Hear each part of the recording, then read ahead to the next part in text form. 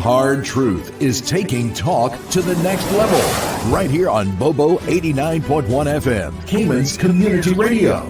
We are still spilling the tea and committed to being part of the change that Cayman so desperately needs. Join Sandy Hill weekdays from 7:30 a.m. for Premier Access, Cayman Voices, Truthful Thursdays, and much more. Cayman's #1 talk show is now bigger, better, bolder, and more than talk. Getting results with hot topics, consumer reports, court exposés, and more. I've come to set the record straight. I've come to shine the light on you. Let me introduce myself. I am the cold, hard truth. Now, from the CMR studio in Grand Cayman, live, direct, it's the cold, hard truth. Now, join the conversation on 345-936-2626. That number again is 345-936-2626.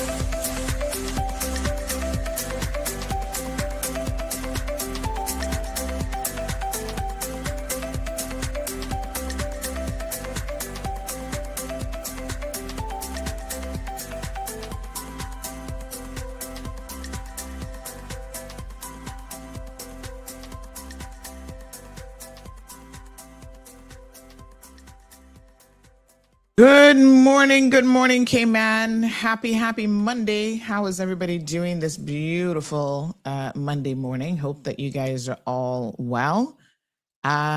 We have a full show, I should say, of content for you today, all lined up. So let's go ahead and get started. I hope that you guys had a safe and wonderful weekend. I'm happy to report that we didn't have any reports of any major incidents, so that was good. So that's good news. But we're going to talk about a few things. Let's check in with those of you who attended Red Sky at Night this weekend. It was a very, very well-attended event this year. Lots of familiar faces. I'm always pleased to see a lot of the artists who have become regular fixtures at this event attend again. Big shout out to all local artisans. And we had everything from pottery to painting. There was a lady there, I've got an interview with her that we're going to share a little bit later on CMR, who actually has created a local board game. And the board game looks like a lot of fun. It's based on our Cayman roads, which is kind of funny. But anyway, it's really all about trying to navigate the roadway. And so she has created different elements of she has added lots of elements of being on the road.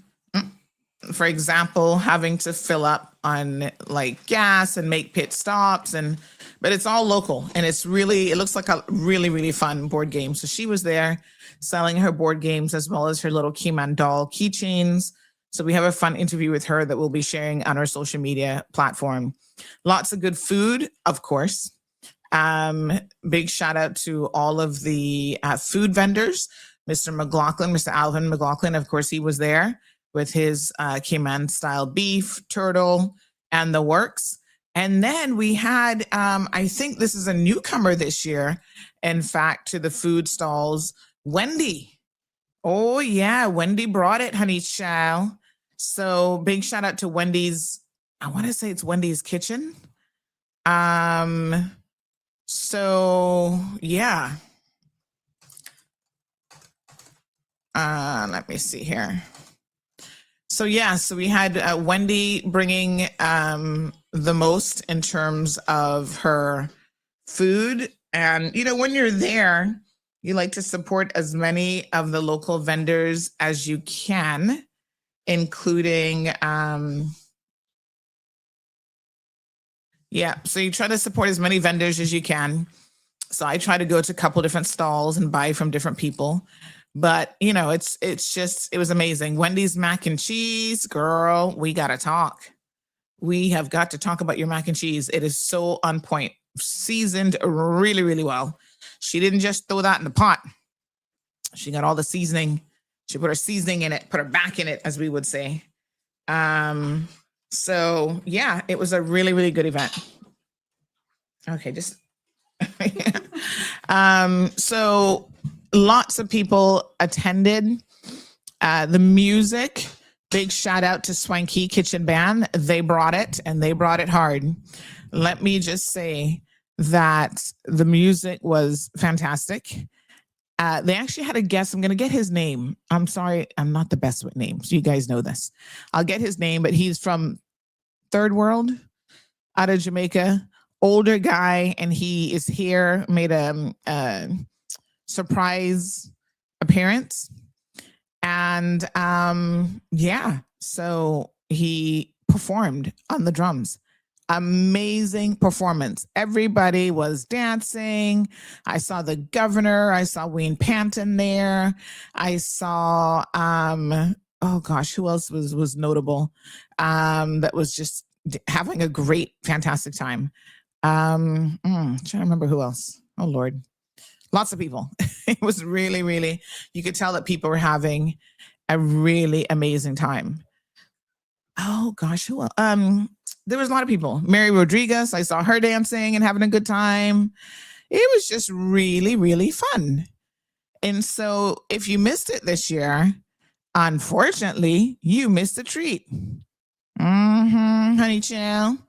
So yeah, congrats to all of the participants. Congrats to CNCF, the Cayman Islands National Cultural Foundation, the Ministry of Sports, Youth, Culture, and Heritage. Mr. Isaac Rankin was there, the Honorable Isaac Rankin. He was there having a good time too.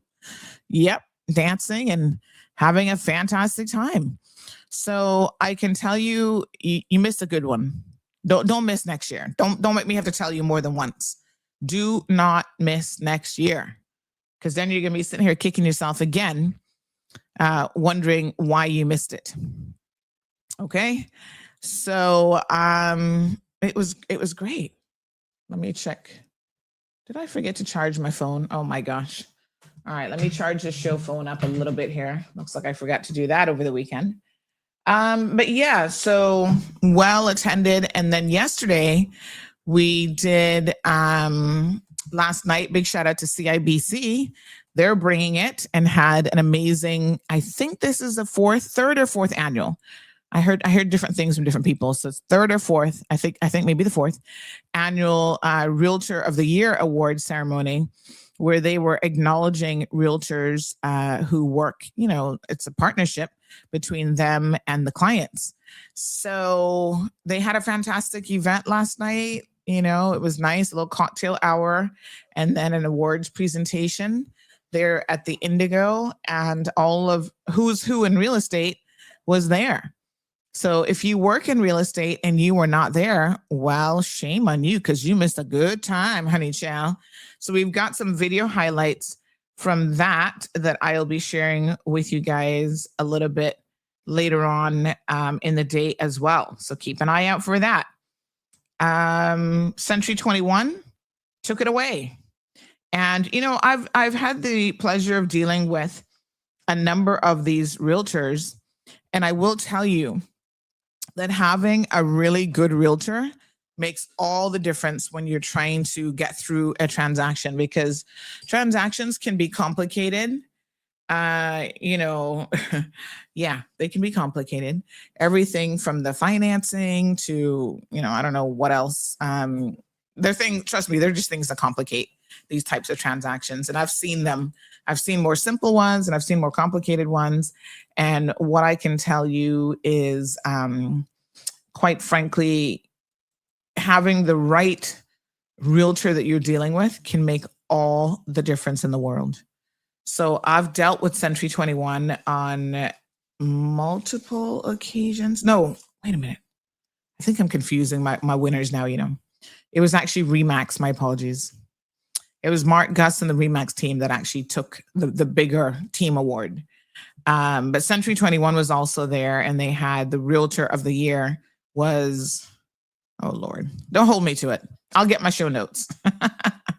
I'll get my Realtor Awards notes later on today, hopefully. But Century 21, someone from Century 21, I think, did win something. They had a couple nominees. Remax was there. All of the, I wouldn't say everybody was there, but a good portion, because we have a lot of real estate companies in Cayman, a good portion of the real estate companies were actually there. So, yeah. So good morning, good morning, good morning. How are you all doing?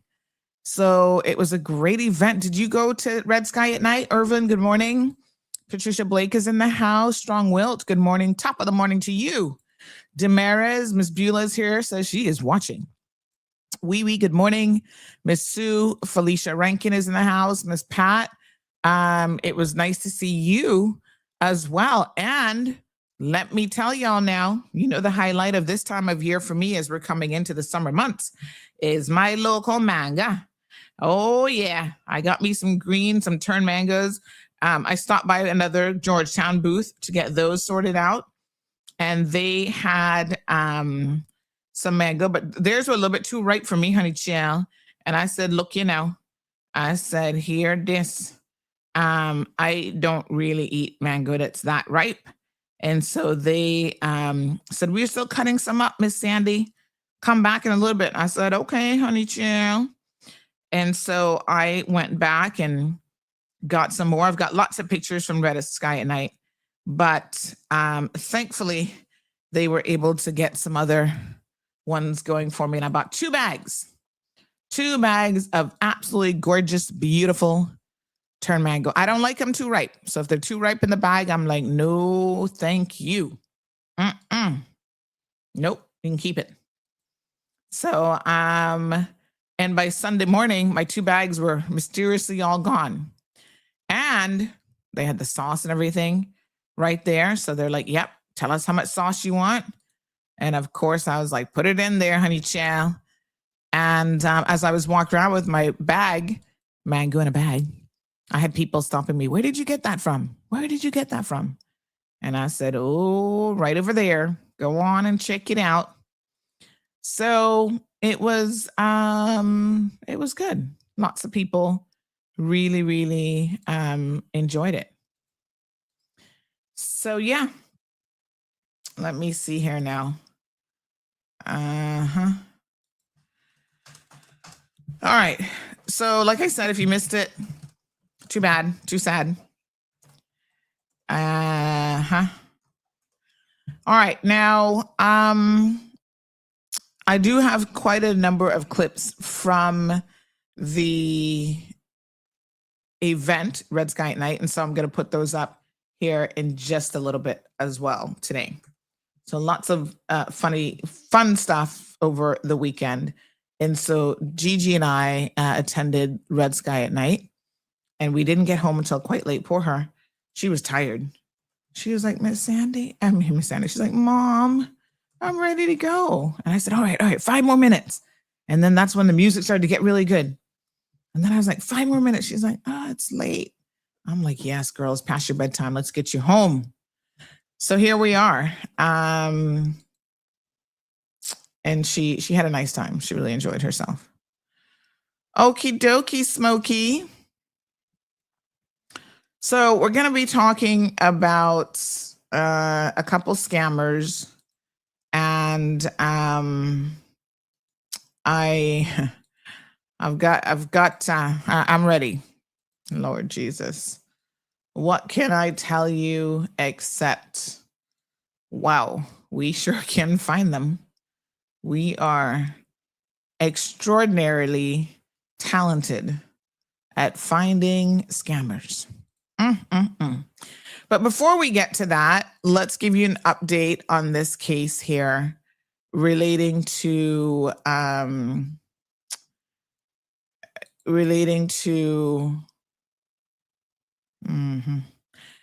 relating to the young lady. Now on this is Michelle Ebanks. On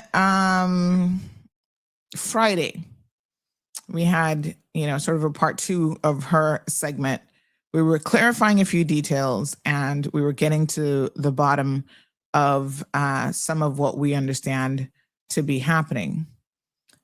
And it is so incredibly interesting that, more information becomes available to us. So one of the things that was said on Friday's show, and a lot of you, I think, were very, very surprised that she was not charged with attempted murder.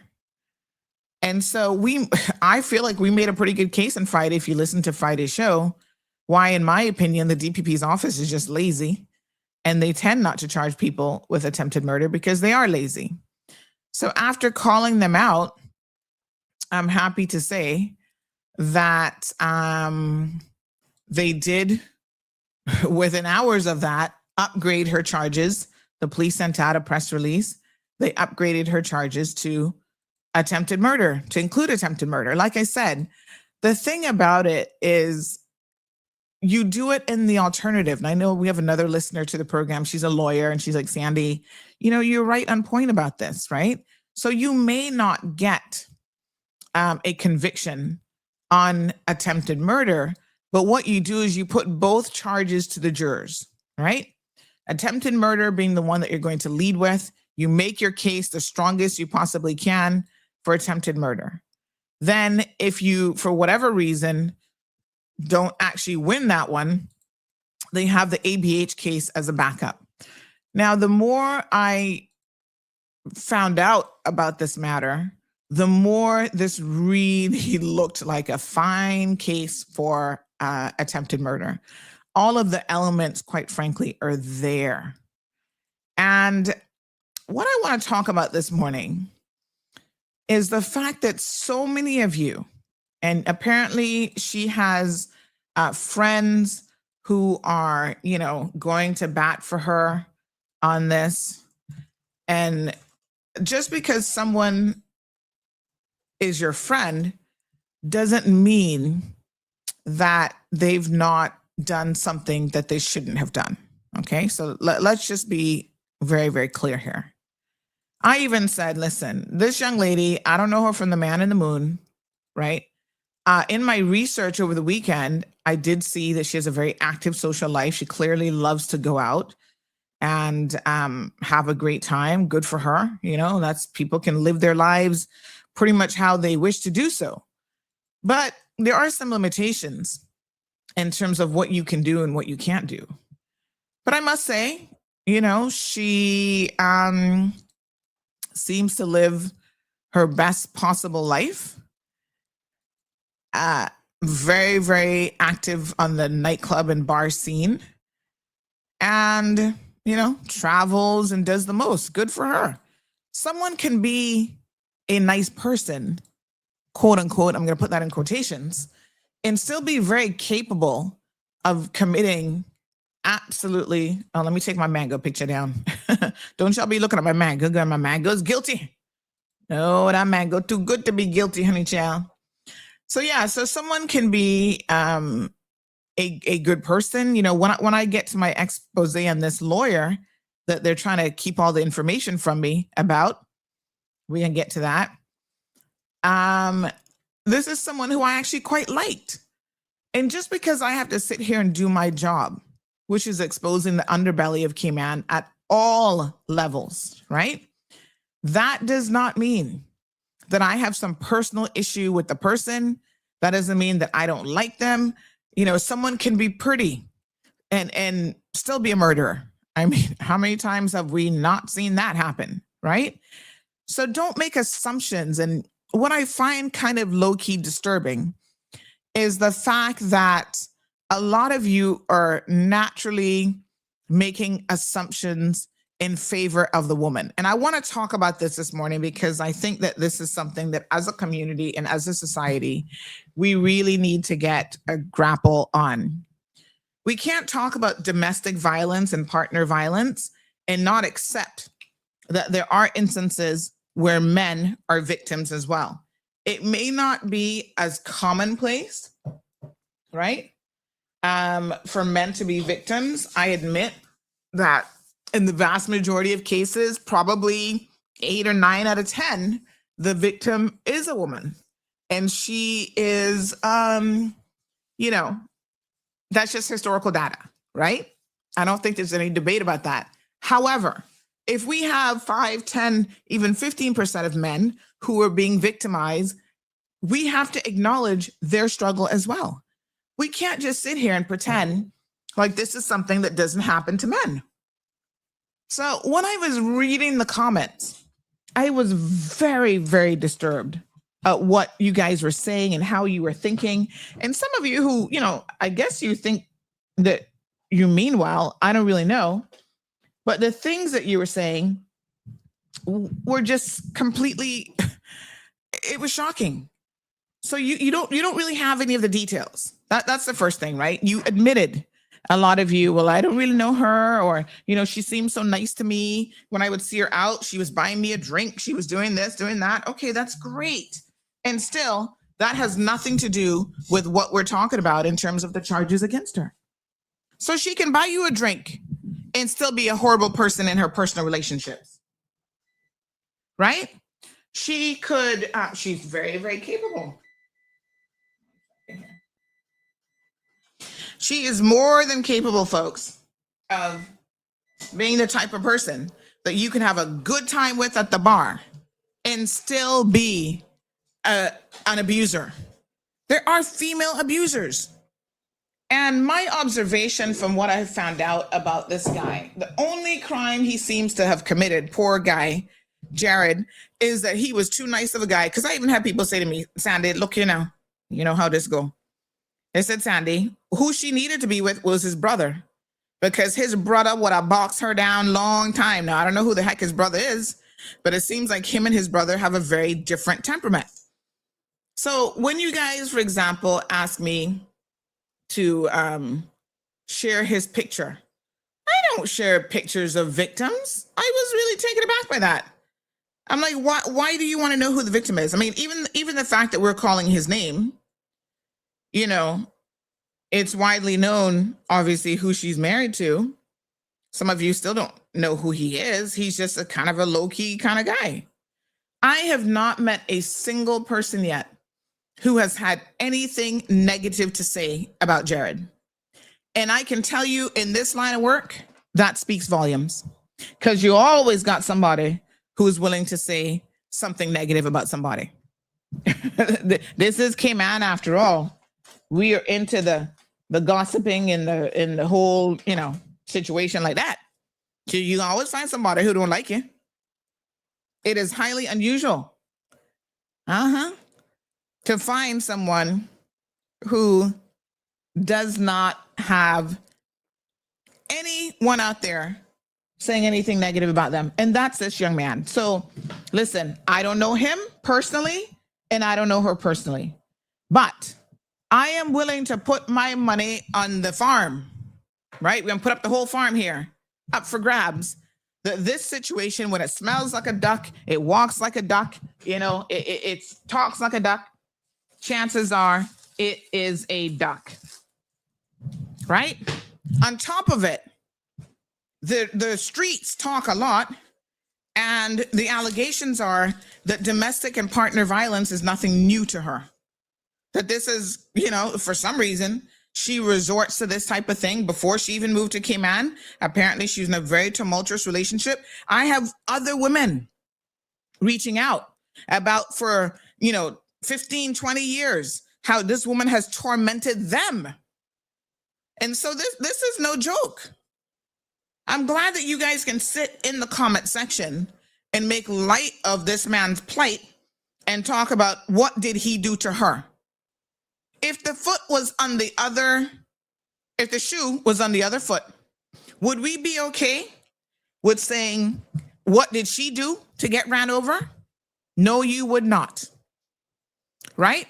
So we have to now admit to our prejudices in our community, where women are victims, as they often are, But not every single woman is a victim. Just like not every single man is the perpetrator in a situation. You have to look at situations individually. Good morning, KTS. Yes, this is our backup channel. So I'm really asking the Caymanian community in particular to put your prejudices aside for a minute. Put your assumptions aside for a minute and do not marginalize men. This is one of the reasons that so many men do not come forward when they are victims, right? Even of sexual abuse. You know how hard it is for a man to come forward and admit that he was a victim of sexual harassment, sexual abuse, rape, molestation? Because we live in a community where, oh, men are not capable of being victims? What? Are you guys kidding me right now? I was disturbed, very, very disturbed when I read your comments. And I'm going to read some of them this morning because, quite frankly, the fact that you guys would even post this stuff up, to me, says volumes about how far we have to go in our community still. We've made a lot of steps towards domestic violence, gender-based violence, but let me be clear, gender-based violence can go in both directions. And I mean, I don't know who needs to hear this. I don't know what support group out there needs to do a better job of saying, you know what, maybe we have done too great of a job. I mean, I don't want to say that, really highlighting gender-based violence, but also let us be very, very clear that gender-based violence can be where the man is actually the victim in the situation as well. Y'all don't want to hear it, but I'm here to tell you the cold hard truth, whether you want to hear it or not. All right. So your comments, like I said, really, really flabbergasted me. And I thought to myself, my God, what is wrong with us? More than enough evidence in the court of public opinion. And to be very, very clear, she is innocent until proven guilty in a court of law. For legal purposes, she will have her day in a court of law. Her defense, no doubt, will come up with all sorts of creative reasons as to why she ran this man over, not once, but twice. You see, as the details emerge, that's how I was like, why are we not charging this woman with attempted murder? And then on top of it, yeah, she takes his cell phone away from him, it is alleged, so he couldn't even call for help. So you intended to leave this man there for him to bleed out? Are you serious? Yeah. Listen, some of the worst human beings have been women. They have killed spouses. They have poisoned men over, countless men. You have some women, the Black Widow, what do they call them? Black widows, right? Some women are serial killers. Women have worked in hospitals and have killed babies. Remember the last one was that UK nurse that we know about? So if you think just because she's wearing a skirt and got a front, that somehow she is immune from being an evil and bad person capable of really atrocious things, y'all need to check yourself. Women are also capable. And the sad thing about it is that when women are the perpetrators, they tend to get away with it for so much longer because, we're like, turn a blind eye. Yeah, y'all better not be turning a blind eye. Even when women are perpetrators, we have to hold them as equally accountable as we would a man. It is, like I said, very, very shocking. So she's out on bail, by the way, as of Friday. She was granted bail. I was a little bit surprised when I heard that she got bail so quickly, but nonetheless, she got bail. She was taken late Friday evening to the residence, and she was able to pick up some clothes, and then she was saying out loud how she's coming back later, and I can't believe the police would allow that, but we will certainly keep an eye on this situation. And she's been bailed to a residence somewhere in the Prospect area. So her charges were upgraded on Friday. She was granted bail on Friday, and now she's out and about. And I'm going to talk about some of her friends who are trying to intimidate me. And I guess they're trying to intimidate me to DHL saying my HM passport is estimated for delivery. Child, I already had that from last week, Thursday. They're claiming it's coming this week, Thursday. No. I have that already. Their system is a little bit... thank goodness. I mean, they delivered it at the house and everything, so I've got it. But no. I have that in my hand already. Thank you, DHL Express. So yeah, I mean, it is really shocking. I'm going to talk about her friends who are attempting to intimidate me into silencing me. Not today, Bobo. It's so shocking, the number of people who try this intimidation, and they're not. The best part is they're not even from Cayman. How you can come to my country, or not even be in my country, be in Banaka, and be trying to intimidate me? Y'all for real, right? Yeah, okay. Well, that's not gonna work. And so I want to say a big shout out to those individuals this morning as well. Talking about they can come here and what they can send somebody and do for me. Really? You see, show me your friends and the people that are going to go to bat for you and how they do it. And I'm going to show you the exact type of person you are. The mere fact that her friends would get on social media and get on their lives and have this stuff to say publicly, like they have zero fear of repercussions whatsoever in this world, right? Tells you the type of person that she is and the type of people that she hangs out with who are willing to go to bat for her. Trust me.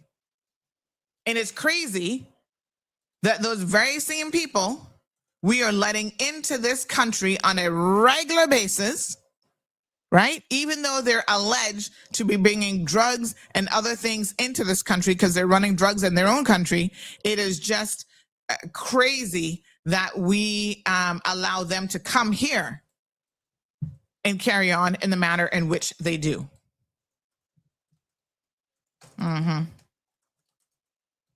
Yeah. But you see, this is what they do in their own country. They intimidate the media, they intimidate people, and you can't report on anything. You can't have anything to say for fear of your own safety. So they figure, oh, they're going to try it in defense of her. Why didn't you mount a real defense here and tell us why she has been beating on this man and abusing him for as long as she have? Why the last baby father, it was the same tumultuous relationship style as well. Why she's been harassing women for decades, threatening them and doing the most, to the point where it even came to physical violence. Why don't you try to explain and defend all of that for a change? Because you can't. So when you can't defend somebody on proper grounds, right, what you then do is you try to come at the messenger. You come at the people who are reporting on it, who are saying, wait a minute, this isn't right. Imagine. But, you know, a lot of that foolishness is going on in Honduras. A lot of that foolishness is going on in Banaka. That's how they roll. And if y'all don't think that we're importing it right here on our small little island, you better think again.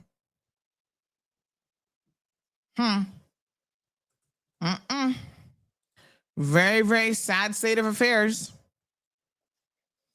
Anyway, let's read some of the comments now that really had me quite flabbergasted. You know, last year, I think it was, I was assisting an elderly gentleman with trying to sort out his legal aid in order to divorce a woman, shocker, from Honduras, who had been married to him for quite some time. And then he realized that she was taking advantage of him. And he, you know, I don't know. She was trying to kill him off quick time so she could get the house and whatever, I guess. But he was sustaining a lot of verbal and emotional abuse. And it was starting to get to the point where she was threatening his life and threatening his physical well-being as well. Right? And he was trying to get out of this divorce. And she's like, well, if you're going to be divorcing me, you got to pay for my house in Honduras. I'm going to take the house here. This is a senior who is actually, I don't want to say too much about him, but retired seaman, I can say that much, has made his contributions in more ways than one to this country. And he was afraid for his life from this woman, afraid of what she was going to do to him. And even trying to get her out of the house. The police come there and they, like, oh no, she can't leave. This is her house too. Hello. She's planning to murder the guy. She's told him she's going to do it. And you're going to allow her to stay in that home because, oh, it's the matrimonial home and it's her house too. I felt so bad when this man reached out to me because he was like, Sandy, I don't know who else to go to. Who's going to believe me? Right? So he reached out to me and the stories that he shared were horrific. And I'm thinking, dude, you live all these years and all of a sudden now you're in your senior years, which should be your golden years, that you're enjoying your best possible life. And you got this no good Honduran woman that you picked up. Let me be very, very clear because y'all picking them up. Now she feels that you're in a weakened state and she wants to expedite your exit out of this world so she can hurry up and bring her man into your house. Y'all better pay attention to your seniors who are married to some of these women. And let me be very, very clear. Some of them play the long haul game. They be married to you forever. And when they're ready to cash in, they can isolate you from your family. They're going to, give you emotional and psychological abuse. These things are real. This is exactly what is happening right here in this country. And I don't want to be too flippant about the fact that it seems to be prevalent in certain nationalities, but it is. All right. Let me read to you some of the absolutely ridiculous comments that were coming in on social media that really made me wonder if this is even going to be a fair trial when she goes to court. Because if y'all are this skewed on social media, I tell you what, look like you're willing to make this one walk. Denise says, I'm praying for both because you never know what goes on in a marriage. That's why I only pray for people. I've been in abusive relationships for a long time and I never told no one but Jesus, give me the strength to walk away. Well, that one wasn't too bad. I mean, you can certainly pray for both, but when all the evidence is pointing at one individual, not so sure how much prayer I'm going to do for her. But anyway, you can certainly try. And I admire Denise for being honest about the fact that she has been a victim. But this concept, Star Ebank says, you spoke a truth. In a marriage, no one knows the whole truth. That's why we can't judge anyone. We can only ask God. That's all. Well, not so much. Let's not jump on that bandwagon too quick. That people don't know the truth. Hold on. Because as it turns out, I'm trying to enlarge some of these comments for you. As it turns out, it seems like quite a number of you have known how abusive this woman has been to him. Like I said, this was not a one-off situation. She kicked him out of the house so that she could bring men into the matrimonial home. And somehow he was still being around her like a little lackey dog. And, I don't want to blame him. I'm not saying that as though he is not a victim. I'm just saying that as someone, victims, y'all need to learn how to leave early. That's the only thing that's actually going to save you. John Wood made a very good comment. Let me give him a like. He said that this situation was the other way around, and the man did that. Nobody would ask what she do to him for him to do that to her. Some women are genuinely evil and abusive when it comes to domestic violence. Here in Cayman, the law is one-sided. And thank you, John, for that, because I completely agree with you 1,000%.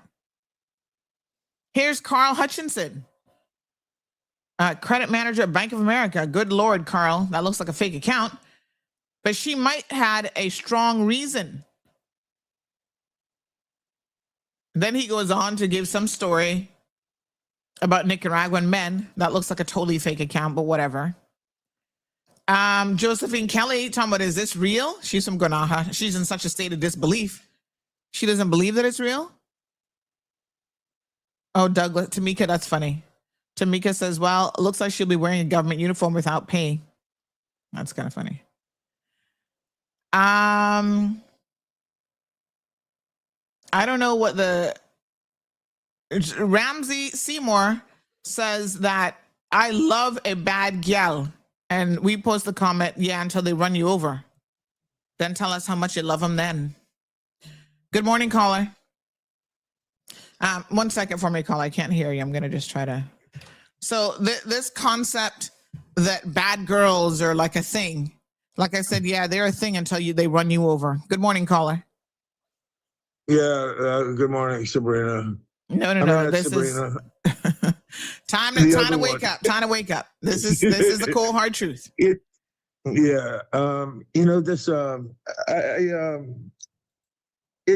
like I remember watching this movie about a male that was claiming rape, and people thought of it as a joke, And I've actually been around some women that are kind of violent, actually. And I remember one time, it was my ex-wife, actually. Mm-hmm. She pulled a knife on me. Now, I'm 6 feet tall and 200 pounds. She's 5'4" and 95 pounds. So I grabbed her by the wrist. I said, "Are you serious?" And I told her to let go of it, and she wouldn't. And I twisted her wrist a little bit, and I broke 4 bones in her wrist. And she had to go to the hospital, and she said, "Look at what you did to me." And I think it goes into just some people are violent and some people are not, whether they're male or female, and for whatever reason, some people are violent. I say A, you say it's B, well, let's fight about it. Some people are like that. I'm not, but I think the only reason why one person should raise their hand to another person is in self-defense. Mm-hmm. I'm not really wired up that way, but I have family members that are, friends that are. It's difficult, I think, but it's definitely not a comedy. It's definitely not a joke. And this man seems to be in some serious physical, mental, and emotional pain. Mm-hmm. And I don't know. I'm not a psychiatrist or a psychologist, but I do know it's real. Mm-hmm. I get that. And that's my comment on that whole thing. All right. Have a great day, y'all. Thanks. Have a great day, y'all. Thanks very much. Yep. Sabrina comes on at 5:00. I know some people say we kind of look alike. I've actually had people when she was minister walk up to me and called me Minister Turner. And I was like, not today, Bobo. Couldn't pay me to do that job.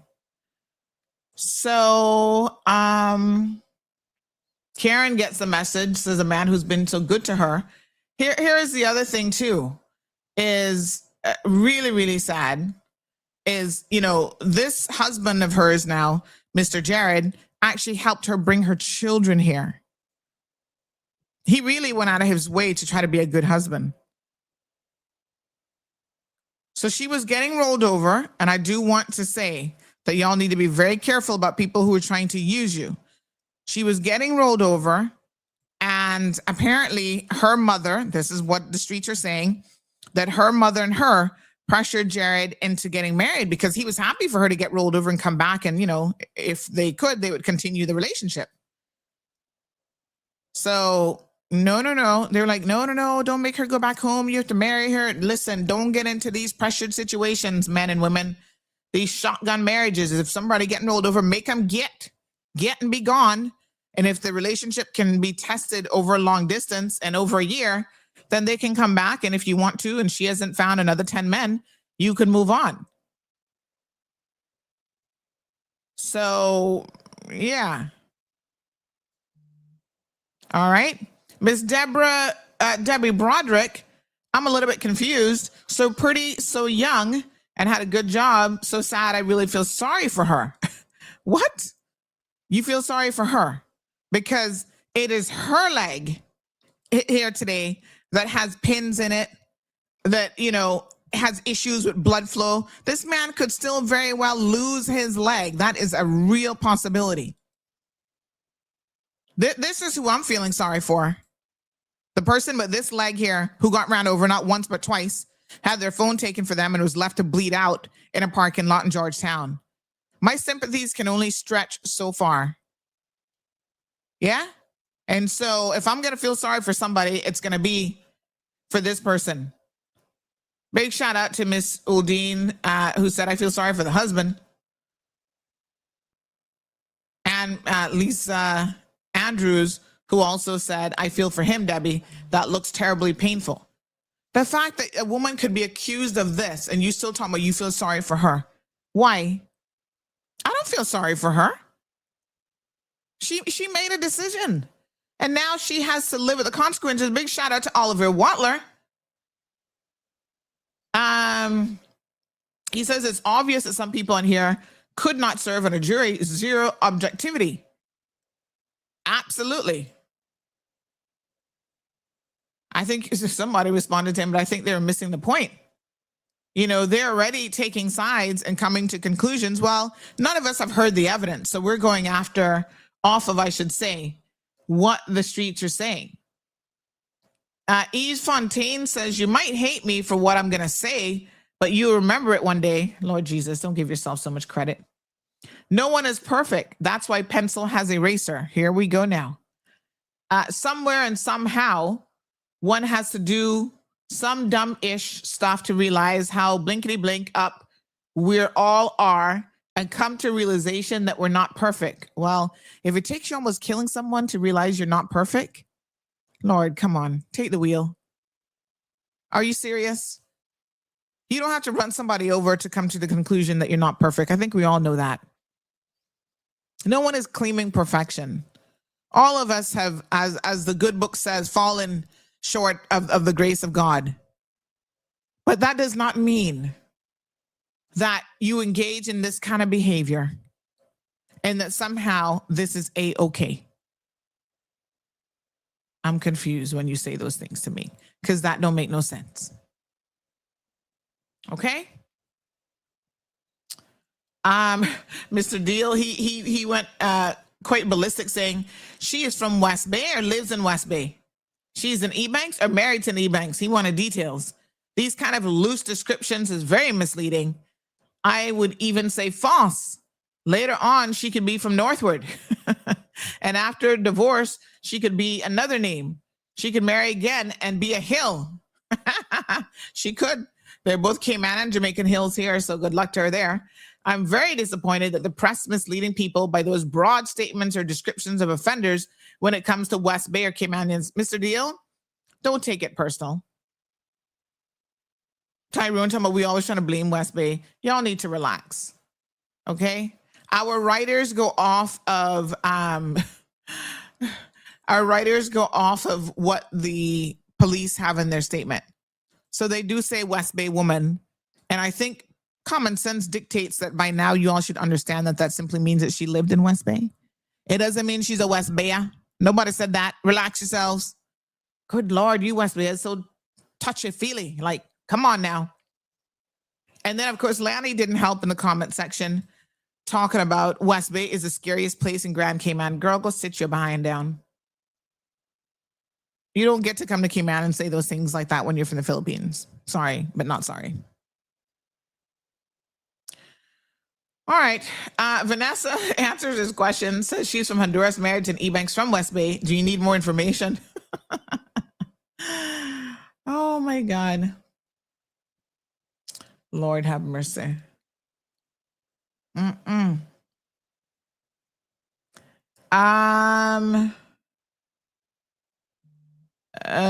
Carl, I don't know who Carl is talking about. I think he's talking about Donald Trump, but that's really not relevant. But I don't know what that one's all about. Yep. Everton says, well, that marriage is over. If there is one, what a waste. Sometimes people should just learn to control their temper. All right. Like I said, some of y'all need Jesus defending the foolishness that's out there. Let's take some of your comments. Strong Will says it doesn't matter whatever he's done to her. She has no right to run over him. She could have killed him. That wickedness, she has no heart. And let me be very, very clear here, as all indications are that this man actually didn't do anything to her, except maybe he was a little bit too soft and she had no fear of him whatsoever. And that's why she could be so bold. Because imagine someone does this to you. Again, look away if you're sensitive, but imagine someone does this to you and rushes to your hospital by your bedside and can convince you, to not call the police on her. You know, you a special kind of soft, mushy, like, you're in pain, potentially going to lose your leg. The doctors are constantly checking it for blood flow because that's compromised. And this woman who ran you over twice and took your cell phone so you couldn't call for help and left you in the parking lot to bleed out shows up pretending like she cares and insists that you not tell the police, that you come up with this lie about falling down the stairs. And that's what she's telling her coworkers. And that's what she's telling government to take time off. And then uses you to take time off so that she could be out here having a vacation and having the best time ever. Like, wow, that's not somebody who loves or cares about you. Everton says that's why some men and women have to be careful looking at these pretty faces, because she's a beautiful woman. That doesn't mean that she has good intentions. Sometimes you need to walk away from certain situations. And this is the one singular message, I think, Everton, that's very important for all victims, male or female, is that when you're in a violent situation, do not stay, because your life is in jeopardy, right? One moment of this woman turning on you, stabbing you, running you over with a car, shooting you, whatever, and you could easily be dead. Now his poor family, his poor mother, siblings, aunt, children have to now, deal with his ongoing medical issues, his ongoing mental state because of this. This can't be an easy situation for him to be in from a mental health perspective as well.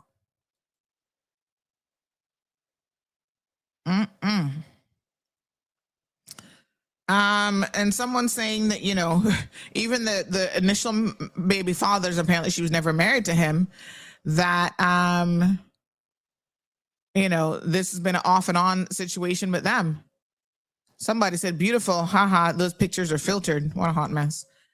And, she's always fighting with Arthur's other women and threatening them to be deported. But listen, it's obvious that I can't keep up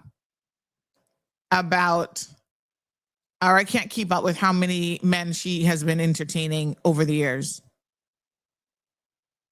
Okay? Because there were other eyewitnesses who said, wait a minute, on that night, they walked into the bar and they saw her there with the Rasta man, right? And the two of them, they assumed they were in a relationship. They didn't even know that she was married because she was there hugging up and dancing with this Rasta man like they were the married couple. And when they now hear bits of the story come, they're like, what? But I saw that woman. She's married and it's not to him. They were shocked and surprised because, they didn't know that she's married to Jared even, because she's out in the streets pretending to be single or married to somebody else. Someone says, you imagine going from a cleaner at Foster's and now a CBC officer. Well, that is the Caymanian dream, it seems like. And I don't have any issues with someone living the Caymanian dream.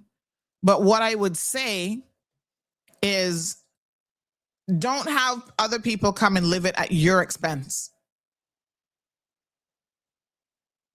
Some people get very bold once they get status, and wow. I mean, yeah. No, sir. So let us support the lesson here this morning is let us support victims regardless of whether they are male or female. Okay? We are going to stand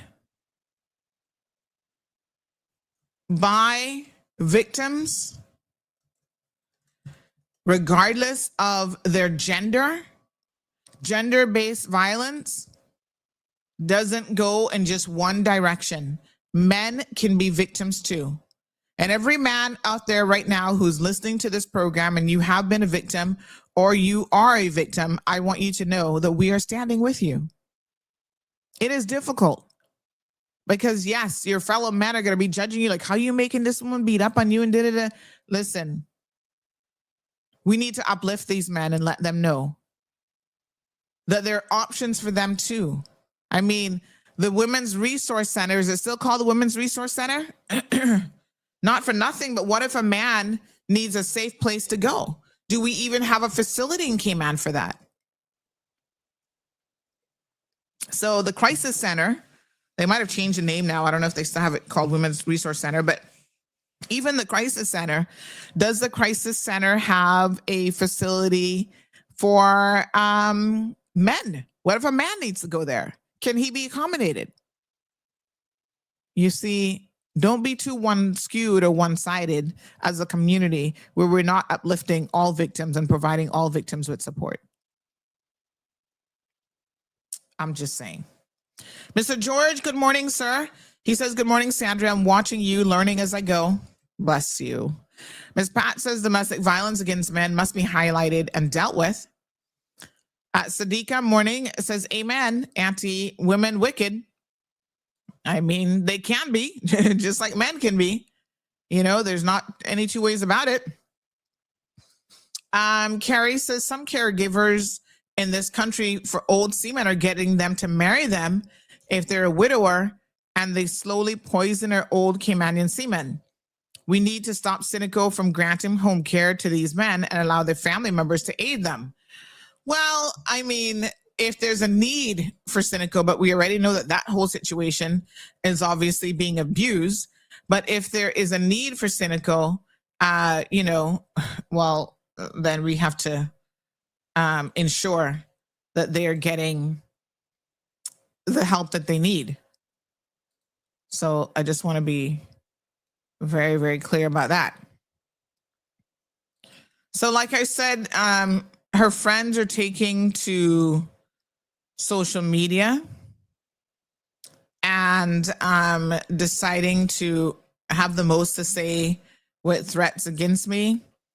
Naturally, I do not take these things lightly, so they have been reported to the relevant authorities to deal with. And if you intend to come into this country, but you have the audacity to go on social media and make these comments, I think you should know that that alone can be used as a reason to not allow you entry into the Cayman Islands.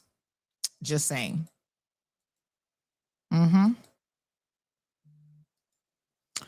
Okay. We saw how upset the mother was. And again, these people feel like, you know, they can threaten people to not talk about this case and not talk about this situation. Once again, says a whole lot about who these people are. All right.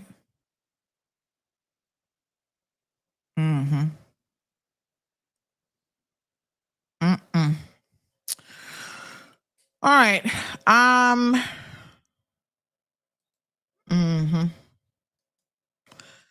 We're going to get to our Filipina scammer here in just a second. Let me just read a few more of your comments. Just curious, to Shaka Zulu, if convicted, will she lose her status and be deported? Well, I hope to God, yes. There should be no reason that someone convicted of such a serious offense should be able to stay in this country. So all indications are that should definitely happen. The only question that I have, and people have been asking me, and I don't honestly know the answer to this, her children, who also got status as a result of this marriage, if she loses it, do they lose it as well? I think some of them are now adults. I don't actually know this. If anybody is listening who works and listens to the program, maybe they work for WRC and they know a bit more about the immigration laws, they can certainly reach out and let me know exactly how that works, because I honestly don't know.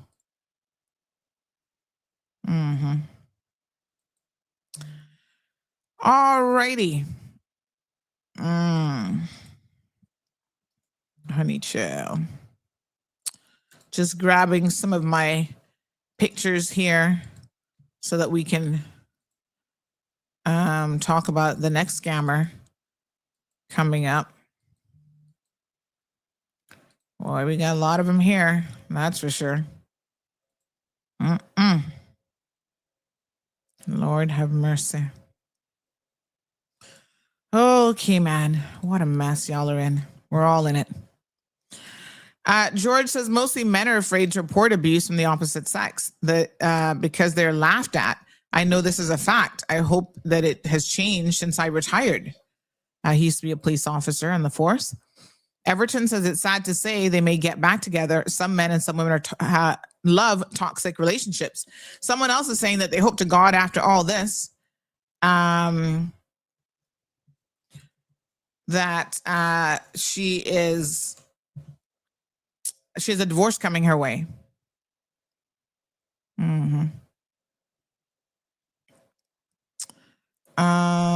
So someone says, just as an additional FYI, and again, this shows you, what a good person Jared really is, even allowing her to get her kids to get status through him as opposed to alternative routes. He seems like he was just trying to do the right thing. And this makes this even more egregious. And I understand that, she left her children behind in not very good situations when she came here as a domestic worker. And these children suffered because she was not there. Caller, you got to turn down your radio, please. Sarah. That was Telma's job. Good morning. Good morning. Good morning. Good morning. Looking at all of this and seeing it over the years with a lot of our local men marrying these Honduran women, you look at the weak ones. A majority of the men these women are marrying are very weak, passive native Caymanian men that were not raised in families that were warriors, that had to forge and had to, go out there and fuck everything to get a dollar. Carrie. Look here now. Look here. Listen to me now. I don't know how many times I have to repeat the rules on this program. All of you know that until 9:30 in the mornings, we are live on air. And there's certain language you cannot use on the radio. Now, Carrie, all you've done is gotten yourself banned from the show now because I can't take a call because I can't trust you because you keep doing it to not use profanity before 9:30. Folks, this is not my radio station. And even if it was my radio station, Off-Reg has very clear rules on how this works. You can see that even when you're online and you write a comment, if you use a profane word, I cannot, you're in timeout now, girl. Go sit your backside in the corner. No amount of apologies, because y'all gonna be having Off-Reg call me this morning. No. Sometimes I gotta put my foot down with y'all like your children. You cannot call on this program before 9:30 and use profane words, okay? Simple. And the inability for y'all to stick to that one rule, because we don't have that many rules around here, is mind-boggling. Sorry, but you're in timeout now. Deborah says he should have been my brother. She would never have gotten this far. Deborah. Great show, Miss Sandy says unapologetically male. No, you can stop calling because I'm not letting you back on the program. You don't get to misbehave and get your behavior reinforced. Unapologetically says hashtag toxic femininity is real. Morning, Andrew. Blessed morning to you. Yasmin says, I'm going to agree with John 100%. Some women have very bad behavior. Marriage of convenience, says Deborah, and more, when you hear the details of this, you are definitely convinced that that's exactly what this was. And it looks like, poor Jared just took it. He just took it and took it. Even Damien's like, what the blickety blick? Thank God he wasn't any slimmer because his leg would have been minced meat, says Island Pearl. This person makes the following observation. The ex-husband / boyfriend was married to Caymanian too. So the children had two options for gaining Keyman status. And to the best of my knowledge, her husband pretty much raised them. FYI. What a hot mess. Diamond Princess says, OMG, what? That's a cold-hearted person. Good morning, Miss Dorothy. She says, my God. Aliana says, Bobo, I feel it for you stuck in that hospital like that. It's not a good feeling, but the HSA will take care of you. Actually, he was at Health City, as far as I know. I believe he's now out and at home trying to recover. Alfred says a man can be bigger or stronger and still be the victim. Especially when manipulation, threats, false accusations, or coercive control are involved. And imagine if her friends are trying to threaten me and I haven't done anything to her. All of this is a result of her own actions. Every single bit of it. The fact that we're even talking about her is a result of her actions, and yet they're upset with me. Like, seriously. Are y'all crazy? Good morning, caller. Hi, good morning. I just wanted to flip the switch a little bit. Because Jared didn't put his hands on her doesn't mean that we get the right to use the word weak and soft. Do you know how much strength it takes for him to not retaliate and true. Put his hands on her? So let's flip the switch. He's not weak. I have a quick temper. Do you know how hard it is for me to learn not to cuss somebody out? You understand? Yeah. That's a sign of growth. When I was younger, yeah, I would flip out, but now I don't do it. I actually think about it. So I don't think he's weak. Yeah, I think you're right. That's not a fair way to describe victims at all. And that's probably why he didn't talk about it, because that's how they're gonna look on it. I'm not gonna stay on the phone now, but I have another example. In Jamaica, a guy was physically abused by a female. He went to the police to report, and they laughed at him. Didn't even take the report because they're like, "Brother, what are you doing here? Yeah, man, you're supposed to be tough, but being tough doesn't mean displaying physical strength." So that's just another idea to look at. Yes, thank you so much, caller, for that. Right. Absolutely correct. Yes, I mean, to the caller's point, we expect men to fit a particular mold. And like she said, the fact that he didn't return her aggression with a good box upside the head or worse, that should not be a signal that he's a weak individual, because it takes a lot of strength to probably not retaliate in that way. So like I said, Jared is the victim, and her heart really, really goes out to him in this situation. Alfred says that male victims are mocked, not believed, or told to man up, which can stop them from asking for help. People overlook that male domestic abuse is often emotional, financial, and controlling, and many men stay silent because they fear shame, disbelief, or being laughed at. And again, when you look at the comments on these posts, you go, wow, it seems to be very, very true, that a male victim is not going to get the same type of consideration and support, or even believed, right, than that a woman would be getting.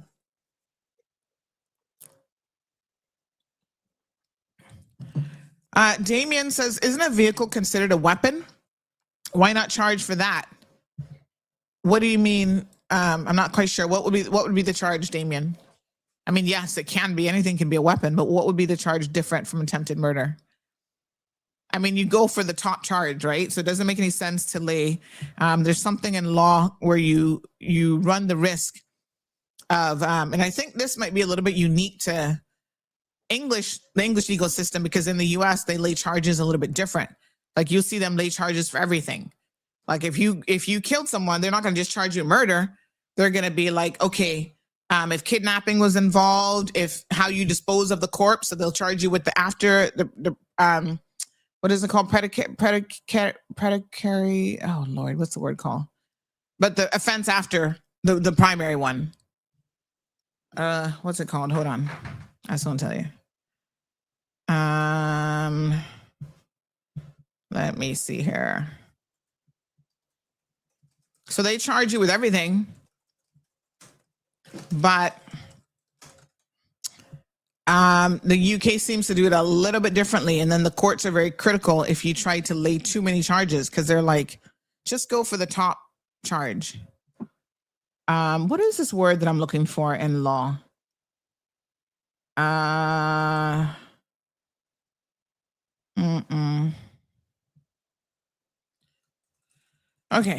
Some of y'all are listening and it'll come to you. All right. I'm trying to look it up, but I can't remember. So send her to jail and then deport her back to Honduras. I think that's logically what's going to happen. I hope all these people who are there for her on social media now doing posts about me will be the ones to take her in and help her survive in Honduras. Would you guys want someone to do that to your brother, father, or son? Come on, people, get real. Alfred says she's from Honduras. You must have missed last week's shows, but yes. Ms. Carol says, thank you, Sandy, for putting Lanny in her place. Always ready to put Caymanians down. She needs to go back to her country. I mean, she's always getting into it on social media with people. And I think that unfortunately for her, she lacks a degree of self-awareness as to why people are always coming for her. Because then she messages me all up in her feelings, asking me to block people. And I'm like, no, maybe you just need to be careful what you're saying to insult people. As a non-Caymanian, don't get in the comment section talking about West Bay is the worst district or Georgetown's the worst district. Well, just shut up. Seriously. We can find a lot worse places in the Philippines. I can put my money on that. Y'all come here and get too friggin' bright, you know. Real deal. Says too many Caymanians are gullible and easily fooled by a smile and a soft touch. I honestly can't feel sorry for them. Too stupid and fall for anything. Some of these people feel bold and entitled after the first paycheck, says Damien. Oh, they get real bold after they get that piece of paper too, called status. That's why the government's saying make it 20-something years afterwards that we can still rip that out of their hands. See how long the long haul game really is. Thank you, Greg. He says it's called the Family Resource Center now. Good. I was just going to say something. What is that supposed to be? I'm not sure. Something, their backside, their behinds. Sandra Miller's in the house. Good morning, Sandra. I was just going to say, sue their behinds and deport them, I think. So many of these scammer women here now, says Miss Sue. Poor kid, says Irvelyn. They don't unless they're not of age and they don't have family to take care of them. I have lost you a little bit there. She know you're live on air, like, yes, and she know what to say from what not to say, like, be for real. Listen. Your clock says 9:34 a.m. Try and fix your clock, because I don't know what time zone you're in, but that's not Cayman time zone, Carrie. So you're in timeout now until we decide you're not in timeout. She says, why am I blocked? I'm going to call it timeout for now, and I'll decide later whether you get to come back. But because this isn't the first time you've done it. This is the problem. We got a problem. Okay? When we're on radio, you cannot do this because you jeopardize the entire show and the station. And I'm going to be straight with you. Your comments are not worth that. YouTuber says, I don't know why you keep allowing her to call in. She's a consistent loose cannon. If it's not cursing, it's talking, speaking without facts, no accountability. Well, y'all know already that we believe in accountability around you. So, and you also know that Auntie's not the most forgiving person in the world. So like I said, we gonna wait and see how I feel about the whole situation. Oh, squats, please, Irvelyn. Do some squats for me. I got my foot in a foot soak this morning. Oh my God. I was up all night last night with my TENS machine and foot peeing. So I'm soaking them in some Epsom salt as we speak, some nice hot water and Epsom salt. When I take them out, I'll make up for it and do double the squats. Vanessa says you're too rude and don't listen. Mm-hmm. Oh, the attempted murder charge supersedes the lesser charge of assault with a deadly weapon. Yes. So they have ABH in the alternative and then attempted murder. But yeah, the courts don't like them to stack charges under English law. Like I said, American legal system is very, very different. But I've noticed it in court quite often that the judges will like, why you have all these charges? You know, I think in the States, they just want to make sure that they don't get away with nothing. They get time for everything. Marshall says, why didn't she just divorce him if she wanted to run around with other men? She didn't have to try and kill him to run around. Well, it's that little piece of paper, honey child. That status is like this. Let me show y'all something. See my little, I bought this lotto ticket the last time I was in Miami. I haven't even, oh, I got more than one. I haven't even scratched them off yet. That's been at least over a month or two. I'm the worst at playing the lottery because I never even check my numbers. But anyway, I said, if it's for me, when I win, I can get it. But that status certificate, it's like this lotto ticket. To some of them, this is worth its weight in gold, and not even that heavy, but you know what I mean? This is like winning the lottery, honey child. Mm-hmm. See the Mega Millions here? I bought some Mega Millions. I love $5 ticket. That's them. They feel like they won the lottery. And that's why I find it even more shocking, right? Not for nothing, but you get the opportunity to come to the Cayman Islands, which is an amazing jurisdiction to live and work in. Way better than where you're coming from, that's for sure. You get a quality of life that you didn't have in Honduras. Your children are safer. And I know for a fact that her children have been through a lot because of where they were exposed to in Honduras. And now they're in a relatively safe environment. They've been given status. They're allowed to work here and have an opportunity to stay here. It's like you have all of these benefits, but you want to come here with your nasty ways. To me, it's just shocking. Predicate offenses. Thank you so much, Anthony. Although I think predicate offenses are the opposite. But yeah. Good morning, caller. Morning. Hello, honey. I guess this is kind of on topic about people coming here and anyways. Remember the guy that was on the waterfront? I think he got asylum here or something. Yeah, the Cuban guy. I can't remember. Mm-hmm. Right, and he was like offering landscaping services or whatever. Yep. Did we ever find out, like, does he have the right to do that? Does he have a business license, etc.? He does not have the right to do that. His okay, he's out there again. He's out there again. He's out there again. His and yeah, he has his a nice fancy sign. A nice what? Sorry. A nice fancy sign. Oh gosh. A nice his what's it called? His immigration status does not allow him to be a business owner. So, but he can work for someone else. Yes, he can work for someone else. He can be employed for someone else. But the problem has been, and we weren't really clear if he was out there advertising for anyone else. It didn't look like it.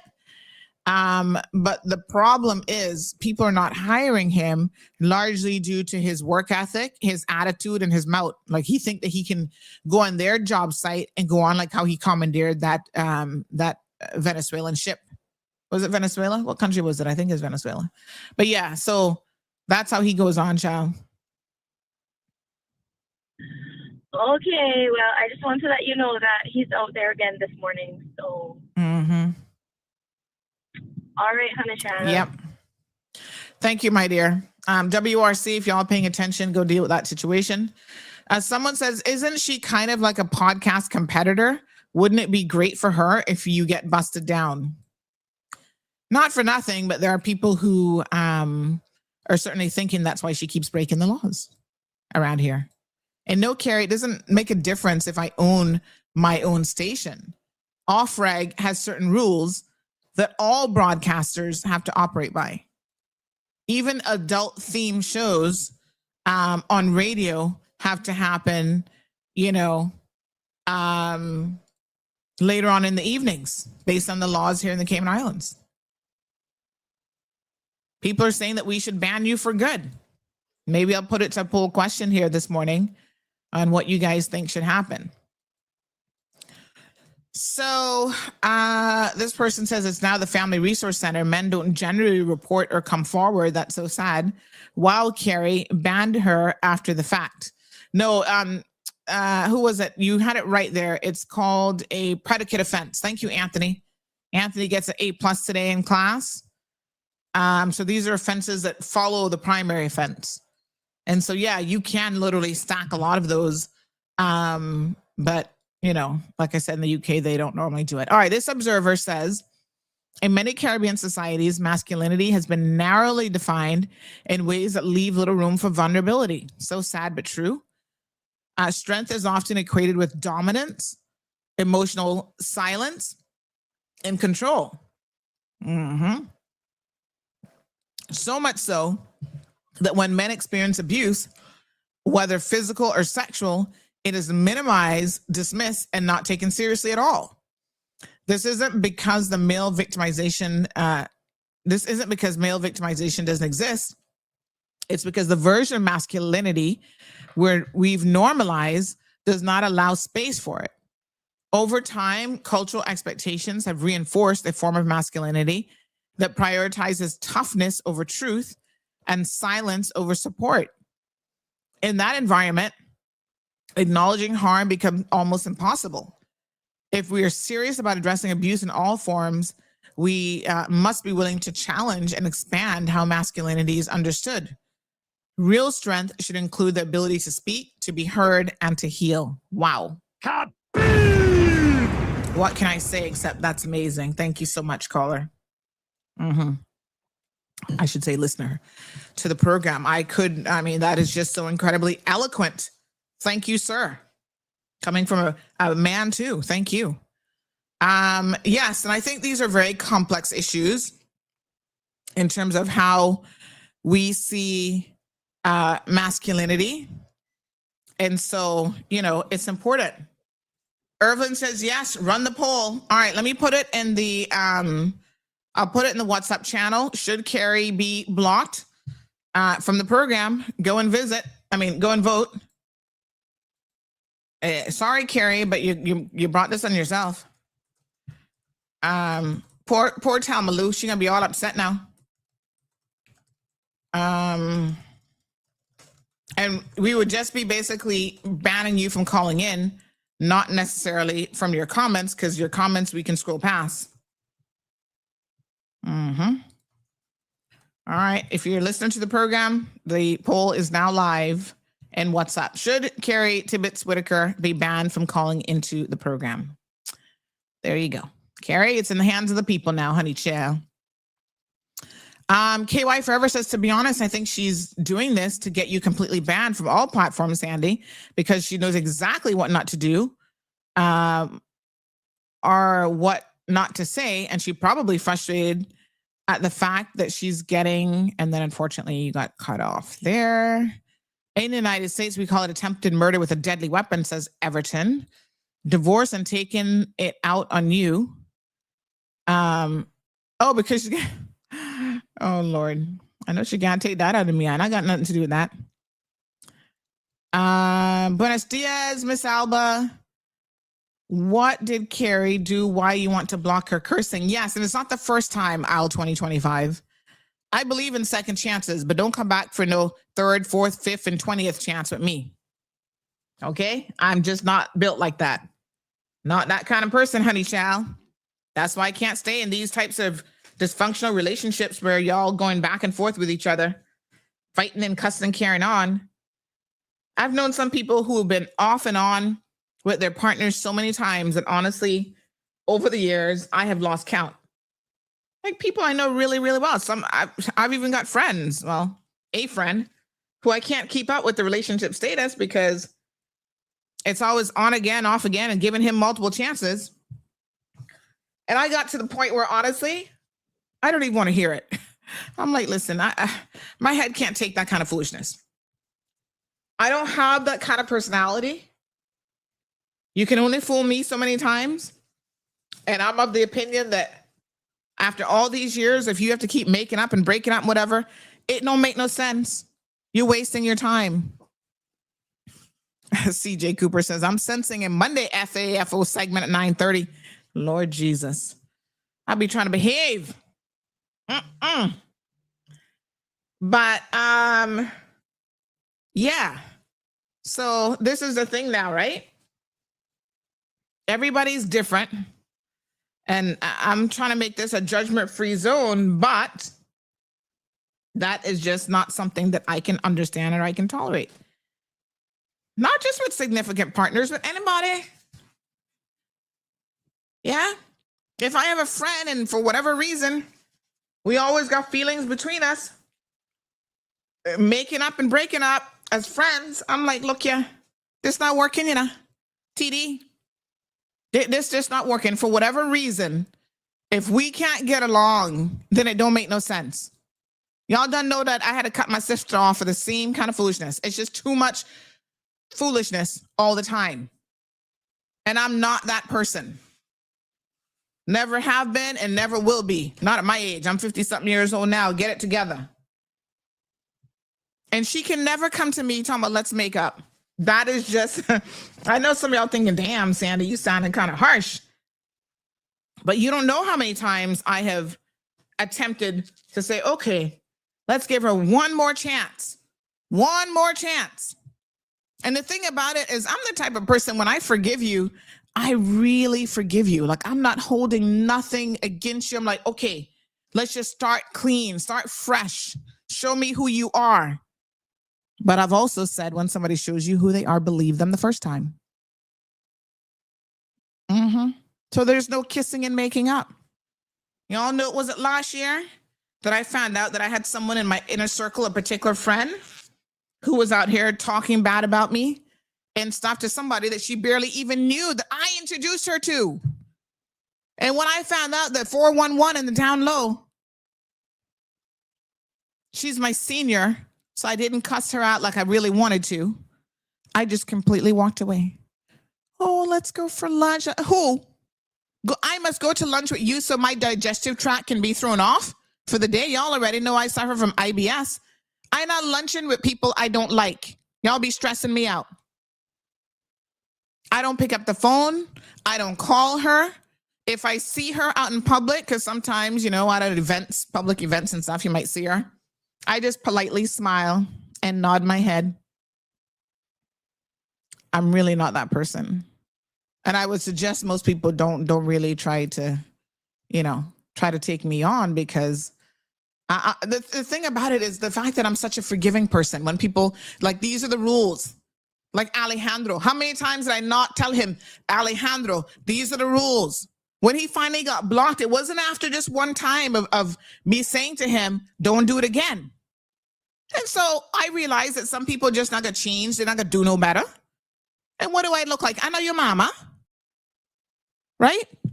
That's the only people that get umpteen chances from me is children, because bless their little hearts, they need to learn. Yeah? So a child messes up, I'm gonna forgive them. They're gonna be punished. And I will forgive them, and we're gonna start all over again. Dogs, you know, poor them. Sometimes they have a little accident here and there. I'll put him in timeout too, put him in his kennel. What's going on, Zeus? You can't use the bathroom in the house, but he's such a sweet little thing. You know? If you try to bark at someone, no, you can't do that. Well, you can bark, but you can't be trying to bite him.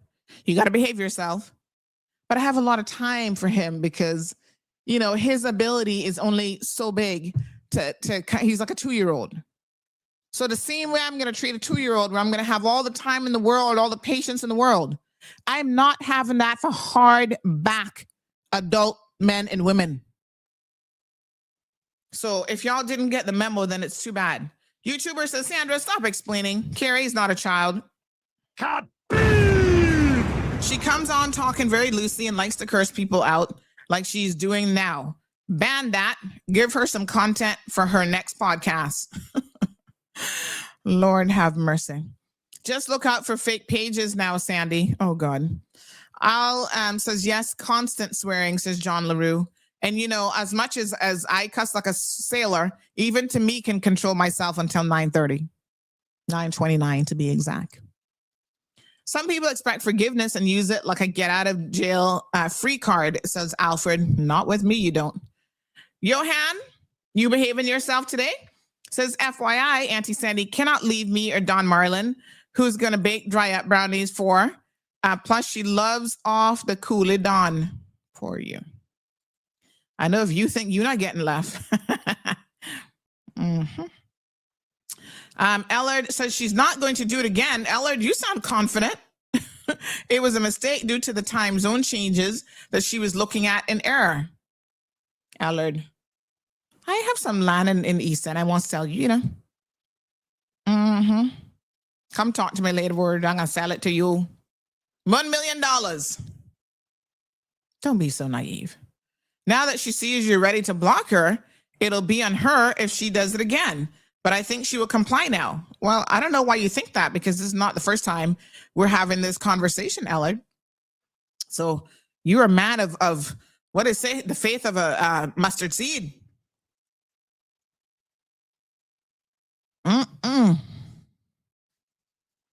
Wow. What a hot mess.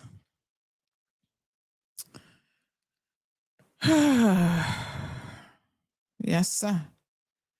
Love and marriage, says Anthony, is supposed to be a two-way reciprocal union, but unfortunately, in many cases, it's one-sided and for ulterior motives. Power of persuasion and good acting on most parts.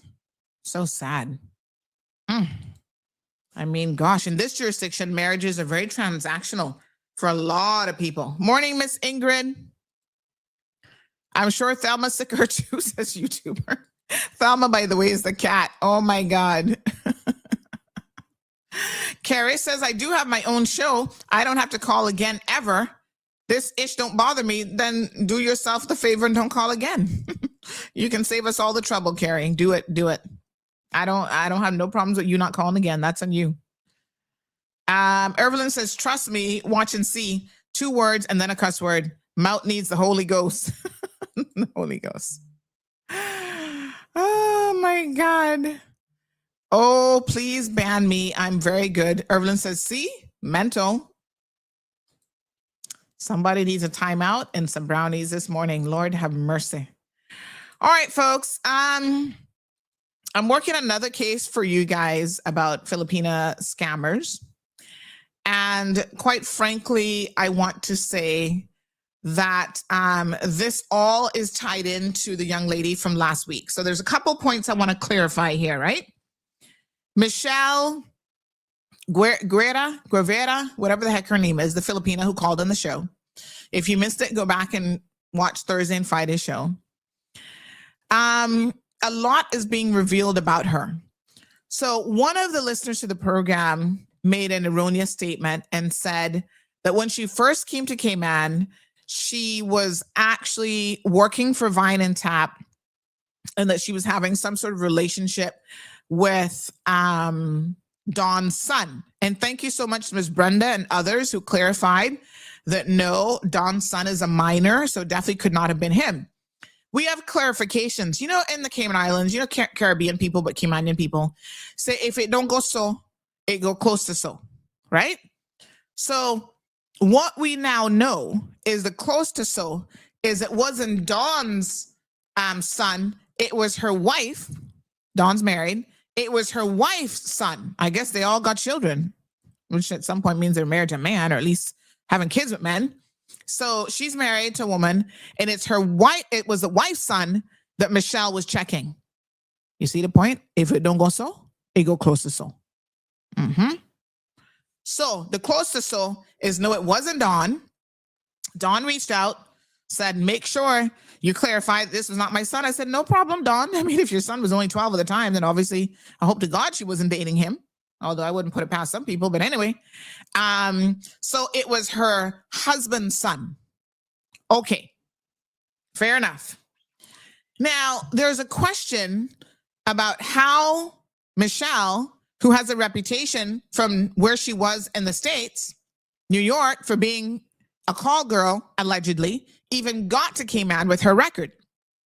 And this is where now this next point has to be brought up. She was brought here by a Filipina woman by the name of Nydia Rufo Scott. Now, Nydia Rufo Scott I know all my Filipinas in the house this morning listening going, oh, Lord Jesus. Sandy, finally get the scoop of what's happening in our community. Nydia Rufo Scott is married to Cayman Braca. And sadly and unfortunately, she is one of the biggest scammers in Cayman when it comes to immigration fraud, allegedly. Her people know it. The authorities know it. And no one is doing anything about it. Okay? Oh, someone's clarified. Her husband's son or her wife's son? I thought Dawn was married to a woman. Yes, she's married to a woman. So her spouse, her wife, I mean, I think you still call them wives, right? Like each one is a wife. Forgive me if I'm not being politically correct, but yeah, her wife's son. Her wife has a son. That's what I'm saying. Okay. So back to this part here now about the other Michelle. So apparently, Michelle came to Cayman by way of Nydia Rufo Scott. Now, who on earth is Nydia Rufo Scott? Well, she's a Filipina that has a recruitment agency, amongst other things. And she also has a relationship with Dawn. They had some kind of business relationship with part of Dawn's bar was rented out to Nydia, right? As a karaoke bar. So now you see how all of this is getting tied together. So this is why people, despite Dawn claiming that this one, like she was not her first employer, well, you're kind of splitting hairs here, Dawn, because the truth of the matter is, you were, right? Her first employer.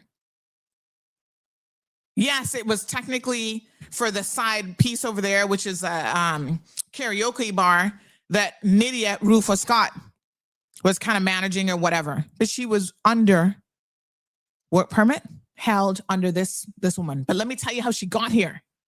So what Nydia Rufo Scott does is she puts in temporary work permits for these Filipinas, charges them $1,500, $2,000 to be able to, for her to do that privilege for them to come here. So she'll do like really cheap, like domestic workers, whatever, through her construction company. Not construction, recruitment company, right? Mm-hmm. Gets them a temporary work permit, comes to the Cayman Islands.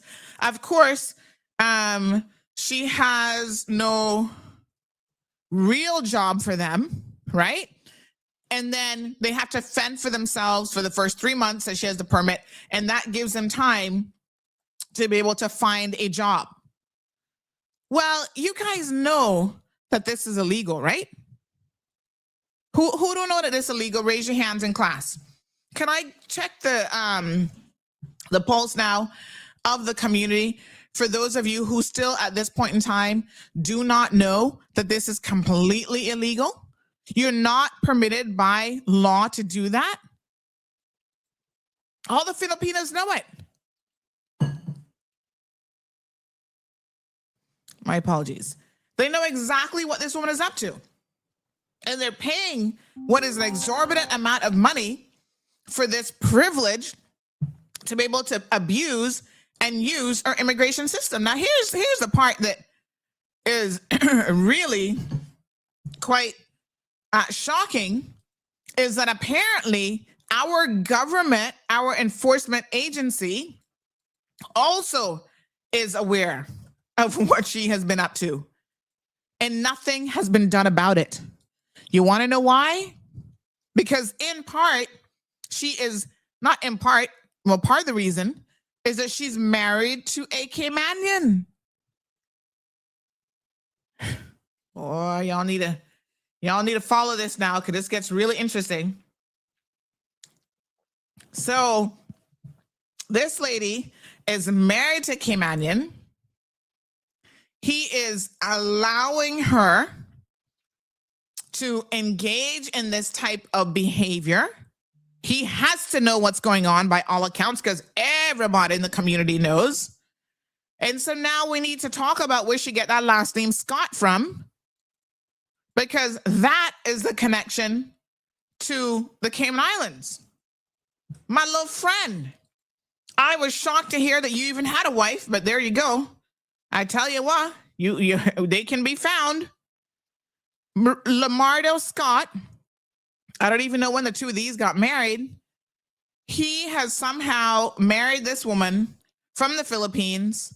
Is this your wedding picture back in 2018? It's been a minute that I haven't really seen you. But yes, he has married this woman from the Philippines, and she is here committing immigration fraud through the companies that she has every opportunity that she gets. Let me show you her picture. Y'all think Auntie messing around. I'm not messing around with these people. As a matter of fact, I am sick and tired of them, truth be told. And I have said this before, and I'm going to say it again. My fellow Caymanians, right? With all good intentions, you marry a foreign national. I hope that you're marrying for love, but only God knows. I don't make any assumptions until I have evidence to the contrary. And what I do know is that, unfortunately, some of you end up marrying people who do not mean this country any good. And by extension, if they don't mean the country any good, they can't mean you any good either. Right? How can you destroy the infrastructure of your country or immigration laws? Making people come to this country who are going to take advantage of their own people, but on our soil, messing up our immigration system and how all of this works, and you sit back and allow them to do so. Under no circumstances. Let me be very, very clear. I am married to a foreign national. And the day that I find out that my husband is up to no good, he's sitting here, engaging in false work permits, trying to bring drugs in this country, whatever it is. It can't work. You're going to have to go, Bobo. You can't come to my country and break the laws in my country. You go back home and you do that on your own dime. So, look like they've been together for a hot minute now. I'm looking at his pictures and getting a good idea of what's been going on here. You know, last week when I told you that some of these guys really have, they really love them a nice Filipina woman. Well, they're not really nice, but they love them a Filipina woman. This is unfortunately an example of this. Now, big shout out to my friend Eddie in the background and Eddie's wife. Eddie lives in the Philippines. This is Eddie. Eddie, what's your last name? It is again Powell. Eddie lives in the Philippines with his wife. He's decided to make the journey over there for his retirement. And I'm suspecting that Eddie probably introduced these two through his wife, right? And, the Filipino community is a very tight-knit community. So my observations have been really quite interesting that they will, once they find them a Caymanian man, the next best thing is to find their best friends or their friends, Caymanian men or women as well. Not so much the women, not for nothing. But can we have a coming to Jesus moment here for a second? Look here. Come a little bit closer to the screen. What is it about the men in certain nationalities, but not the women in certain nationalities? Now, hear me good. I would be challenged to think about, and I'm thinking hard on this, I would be challenged to think about a Caymanian woman who has a Filipino husband or man. Show me two if you can, because I can't think of one, but there must be at least one out there, right? So I'm going to challenge you to show me two. It just doesn't happen. And that's not a coincidence. I'm just saying. The women seem to be willing, and I don't know with the men, I don't know what's different, but I'm just telling you, this is a very interesting but true observation.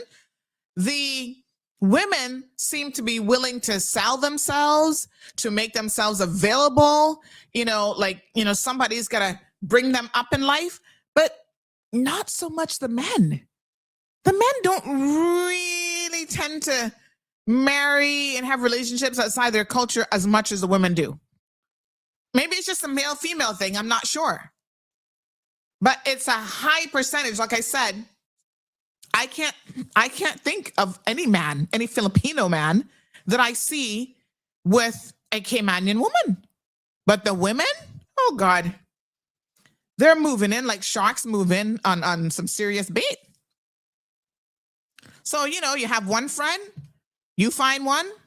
They say a sucker's born every minute. And then you're going to hook up your girlfriends. Oh, but he has a friend. And some of these Caymanian guys are not that bright. I got to be honest with you. They pick some of the dumbest dum-dums that they can find because they're then allowed to use and abuse them. Sorry, Lamardo. I couldn't find a nicer way to say it. But she's running circles around you and you just sitting there smiling. You don't even know what the hell going on. I mean, seriously.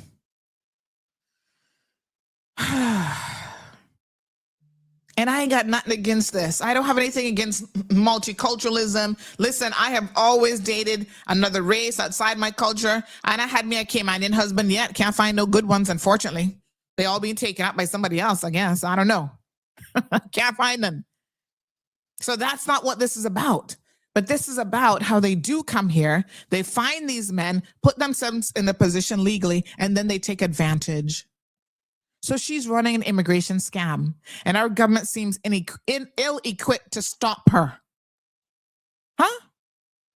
So she is the one who brought Michelle Guevara here to Cayman. Now, isn't this interesting? Because Michelle decided to call in last week. Yep, that was her and her flippish behavior, right? Not only has she highlighted herself, but she's highlighted other people, such as this woman now, breaking the laws in the Cayman Islands.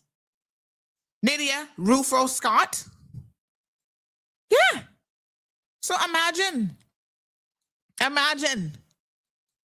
That's why I'm so shocked that she knowing all of this and she still decided to call me last week. She must be crazy. So she has a company called, what's it called? Deal something. She has more than one company. Real Deal KTV. Bar and whatever. Right? So she's supposedly setting up these companies, and she has a recruitment agency, and she's bringing people into this country to be on a 3-month work permit. After her 3-month their 3-month work permit, then they have to find somebody else to take out their permit. Immigration knows what she is doing. They are well aware. Ask yourselves a question. How can a recruitment agency only be taking out 3-month work permits, or even 80% of them being 3-month work permits? And that does not ring alarm bells. Something's wrong. Anthony found the one Caymanian that is married. He says Sandy, our UK representative, is married to a Filipino. Forgot about her. But yes, I think he might be Filipino. Hashtag Tasha. That's the only one I can think of. Can you think of anybody else? I challenge you to think of at least 2, because I knew there always had to be one out there somewhere. Statistically speaking, there's at least one. Right? So I don't know. Sex trafficking much, says this person. Not bright and horny. Bringing hookers into a country. Sex trafficking much. Mm-hmm.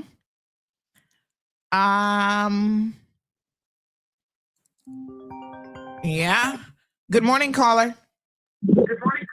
Good morning, Sandy. Hey, turn your radio down for me, please. Mm-hmm. Okay. Mm-hmm. Yes, sir. Do you know of any Caymanian women who have a Filipino husband? Absolutely none. Mm-hmm. But I can tell you this is a situation that is very prevalent here in Cayman. I have been to the Philippines 3 different occasions. Lord have mercy. Let me ask you what you're going for. Well, very honestly, it was because of boxing. Of what? Right? Boxing. Boxing. Oh. Yeah. Okay. Right. Because you remember some years ago we had Killer Whitaker, which was a boxer. Mm-hmm. Okay, and he was doing training and so on over in the Philippines, and actually he had 2 professional bouts over in the Philippines. Anyhow, fast forward. I just want to make sure you wasn't there trying to find a woman, because where you going? No, of course. I don't want to touch a Filipino woman. Well, I mean, I'm just saying. Okay. In addition to, right? Mm-hmm. I'm a landlord, and I refuse to rent any of my accommodations to any Filipino nationals, and I won't give the reasons why. However, what I want to say here, right? We have this situation presently in Cayman. Mm-hmm. Philippines has over 7,000 islands, population of over 100 million people, right? They have spread out all over the world because Cayman is easy to get to, coming to the UK, and a lot of them go over to Canada, and then they come from Canada over here. However, prostitution is the number one source of revenue in the Philippines. That's right. Let's talk it straight. They prostitute girls as young as 8 and 9 years old. So I can tell you, they're on the streets. They're lined up on the streets because of poverty. I'm going to say something else. Right now in Cayman, before, when the first wave of Filipinos came here, they were brought here by Captain Charles O'Connell to work at the supermarket, which is now over by where the bank is in Georgetown, right? He also ended up getting one of them, which was his secretary, pregnant. Okay, all right, fast forward. Right now on McPhee Lane, there's a bar and restaurant, which is now run by Filipinos. Was it the one that used to be the Colombian one there? No, it used to call Jamming Jerk or Smoke Jamming or something like that, which was run by Jamaicans before. Oh. It was right there by where the old farmers' bright spot was. Yeah, I thought at one point that was a Colombian restaurant or something, some Spanish place. But anyway. Yeah, it was run by Jamaicans as well. But now it is a Filipino joint. And you can go there anytime in the day or night. And that is being run as a pickup for a lot of Filipino women around there. Right. Wow. So take that. Yeah, I wouldn't be surprised.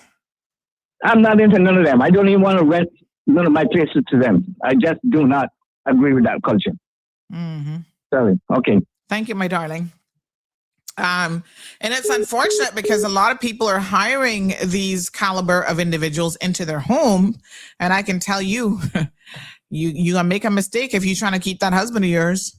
Not a word of lie. They are, the thing about it, right? Let me say this, because domestic workers are always potentially eyeing you for what you have, and they don't even know what's going on in your household. That's why I don't believe in no domestic worker living in my house. I guess when I get to senior age, we'll have to see, how that pans out. But as long as I'm able-bodied and I'm able to get out, nobody not coming and living, no woman. I don't give two coots where she's from. She could be West Bay. She's not coming living up in my house. No. That's not gonna work. Right? A household can only have one woman of the house. But some of y'all invite them in. And that's why they love these little English foo-foo men too. Right? And they get into those homes, talking about they taking care of your children. And you don't know that after dark, they're taking care of the big children too. I'm just saying, the most is going on. And it's just a transaction for them. It's just a way for them to quickly get status in life.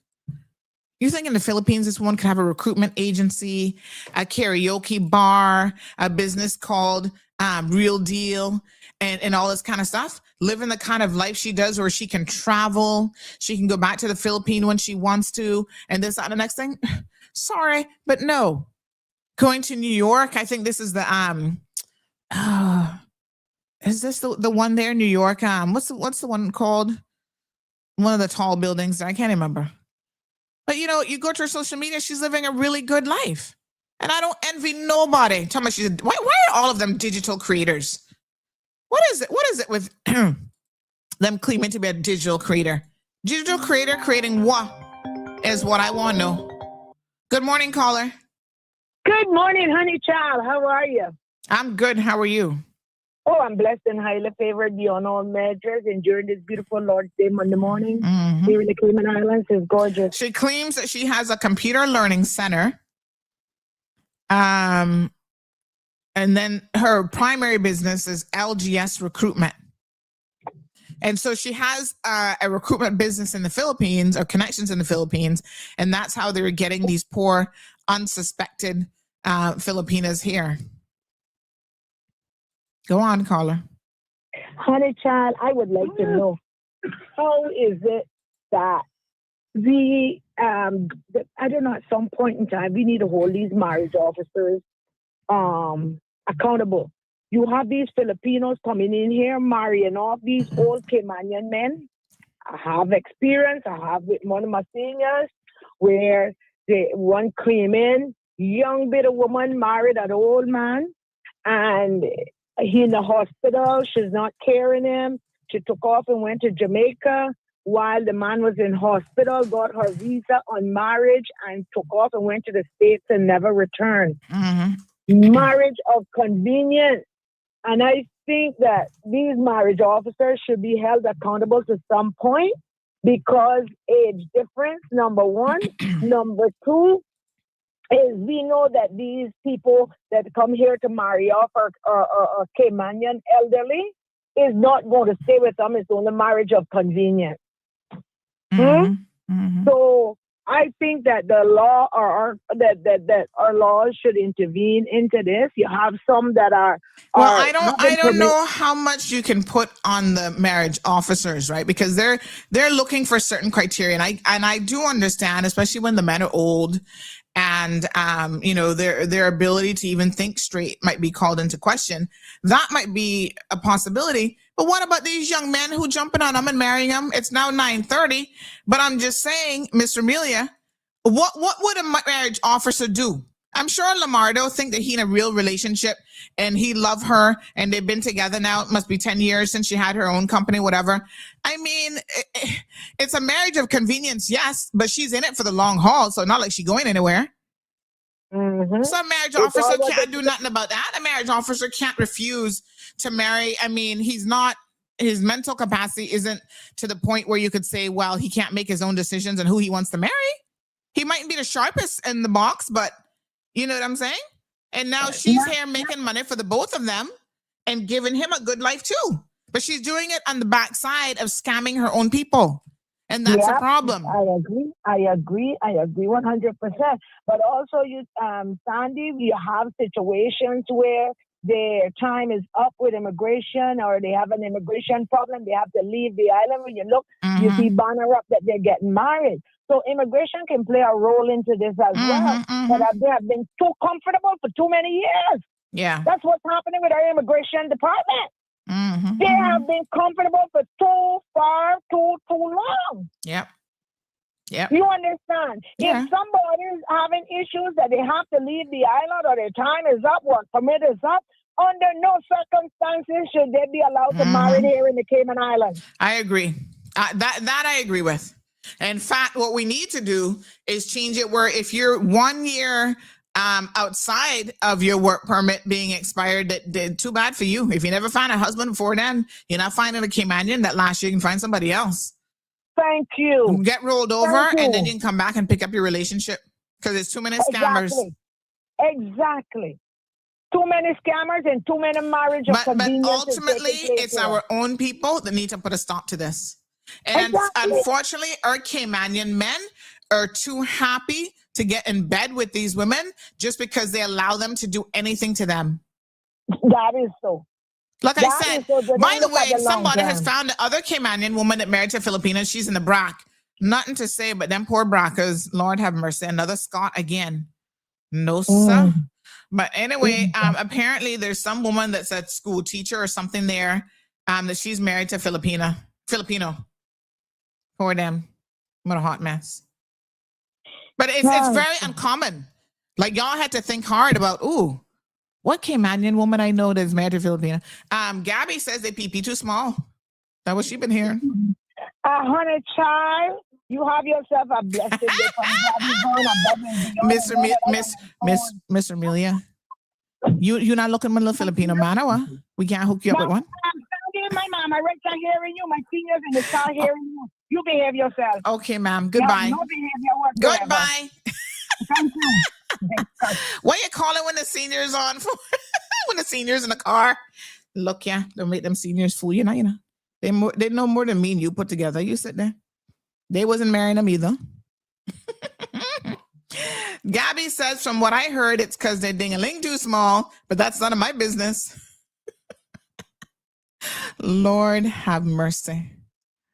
Oh, Irvin says, wow. So apparently we do have a Dr. Cassandra at the Lehman Scott High School. She advised me that she's married to Filipina. Is she still married to him? So there we go. We have two doctors. Dr. Tasha, Dr. Cassandra. Is Dr. Tasha from Cayman Brack? She got any Cayman Brack connections? I wonder if something in the water over by Cayman Brack. But anyway, so finally we found two Caymanian women. But I bet you can't find 5. We found 2, but you cannot find 5 Caymanian women that married to them. I'm just saying. So something wrong with y'all men. Good morning, caller. Well, there was, I ain't crossing no more. Karen, Let me say this. Karen, hold on. There's another one. Stop it. Hold on. There's another Caymanian that was married to a Filipino Hold man. on. Before I make a decision today on whether or not I'm going to block you, what is wrong with you? You know the rules, you know. I know, but my clock, that clock on the wall, the battery died on it or something. I checked it. I looked at the one on the wall and I'm like, well, it's time I can say a dirty word if it come out. And I do apologize to that. And some of your audience don't have to be mean and nasty to me. I don't even know who they is from day or night. I mean, come on. Vanessa, what did I ever do to you? You should want people like me and Sandra in your corner.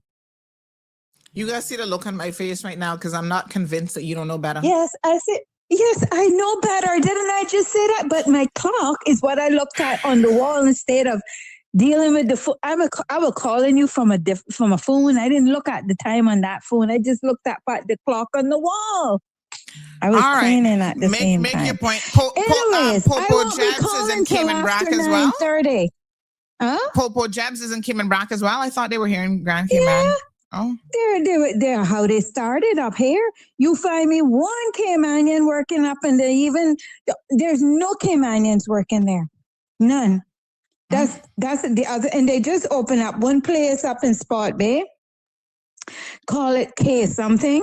That Gerald Bush and his woman, she's Filipina, open up some store, and I think it's a restaurant. I'm not sure what it is. You can't hardly tell what it is. Just one big sign. You can't read it. I'll take a look this evening when I feed the cats. I take pictures and send you. Then another one. But yeah, there was another Caymanian that was married. The first Caymanian to marry a Filipina was a Braca. They were married. I believe they had a child. They had a child. He came here. His mother was one of the first set of Filipinas that came to the island back in the 80s when Captain Charles brought them. Let me tell you something, right? I think that, honest to God, it's kind of like the Jamaicans that we used to bring in many, many moons ago. They were of a better quality. And I'm not trying to insult the Jamaicans coming now, but a lot of them were like my grandfather. They were just different.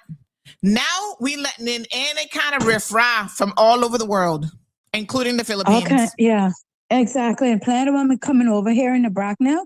That's why we got 7 whorehouses. Sandra, I might send you the coordinates one day. So when you fly over again, you can just stop at each one. There's 7 whorehouses full of Filipino women at night. And also on the weekends, Honduran women are also in those whorehouses. So it's those 2 nationalities up here that is flooding the whorehouses, and some of the police officers in the RCIPS up here, not all of them, are their pimps. That's the problem.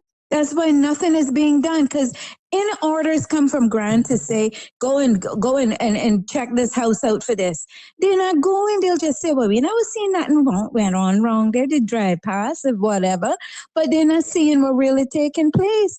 And I'm telling on the women in Grant, on a husbands that coming up here and going to them whorehouses because they would be easier caught and grand than they would be in the BRAC. We don't have sufficient police to deal with it up here. The BRAC is on a very, very stringent budget when it comes to the RCIPS.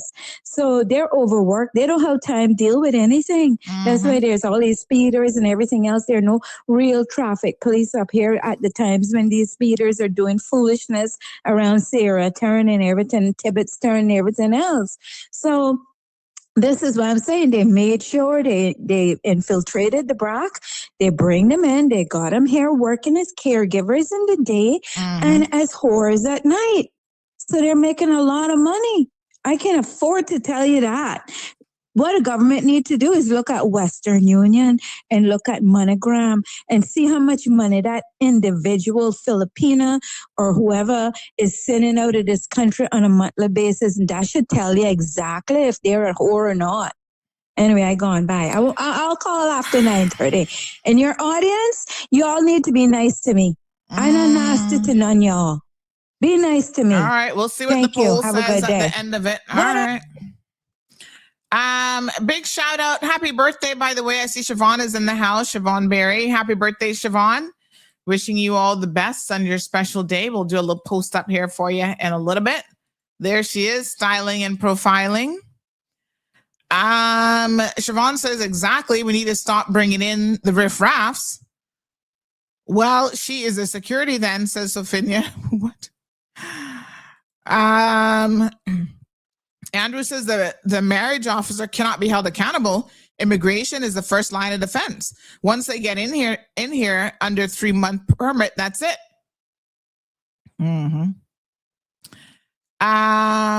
Smiley, too cute, says, look around. When you see the Caymanians in public or within their own yards, who married to them, they're surrounded by pure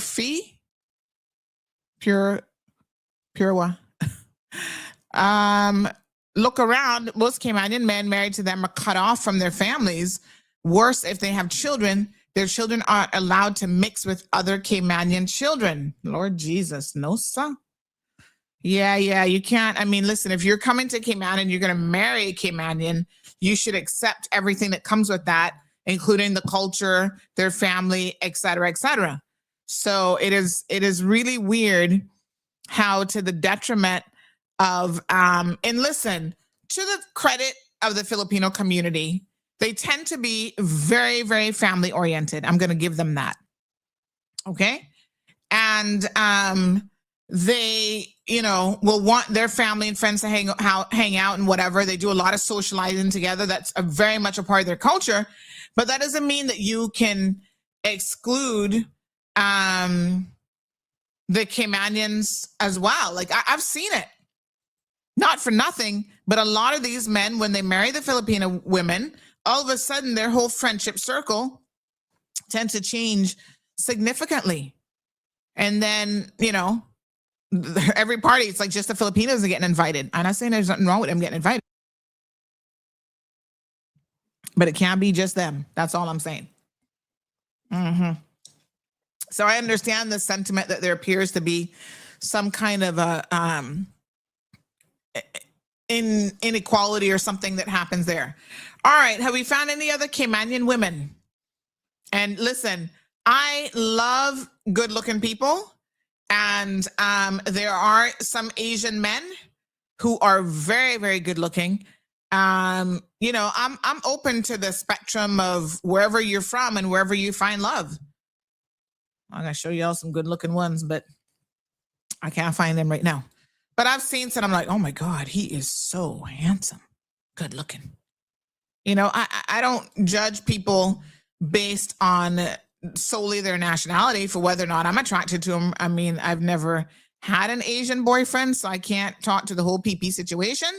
I can not be an expert on that.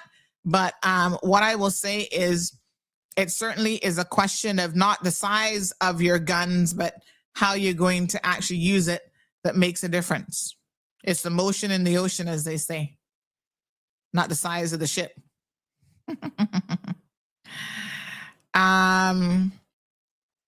But yeah.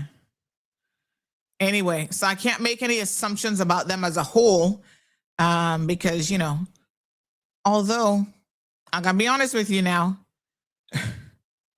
the experts who have, you know, people actually measure penis sizes, right? There's surveys about this. And yes, there is some truth to the whole nationality thing. Africans tend to be very well endowed. And by extension, so do a lot of Caribbean men. But you can't make that go across the board, because I'm sure there must be one or two Asian men who, I don't know, a couple of generations ago might have had a little African in their blood. And, you know, they got a little something, something too. So I'm not sure. But anywho, I'm just saying. And, you know, and I don't think, listen, you women are not going out there saying, ooh, let me see the size of your penis before you start dating a guy, are you? I'm curious, because I don't think that's what you do.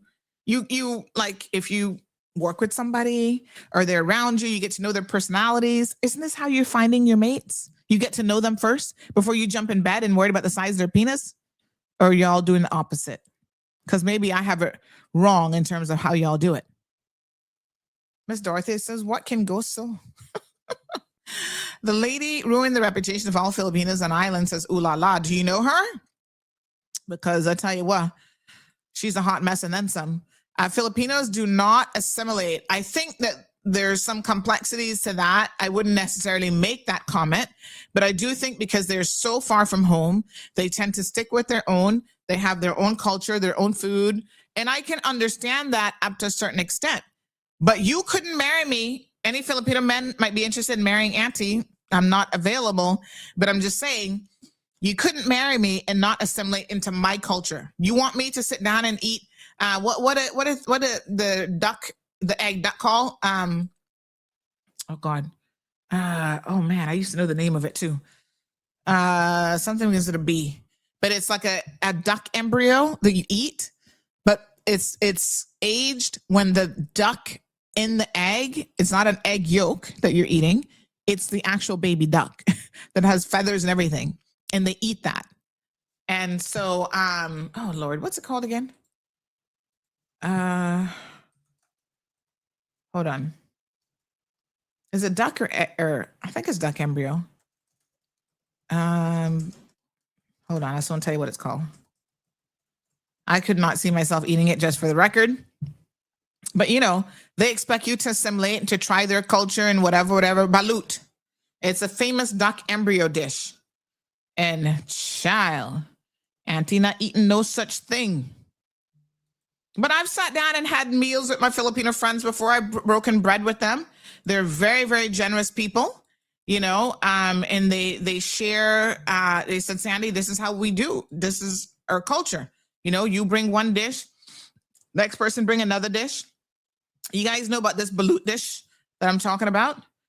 They sell it like roadsides and stuff. It's a very, very popular Filipino dish. Wouldn't be up my alley for sure.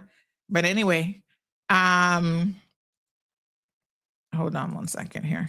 But yeah, you know, it's the cultural aspect of it seems to be one-sided for these men.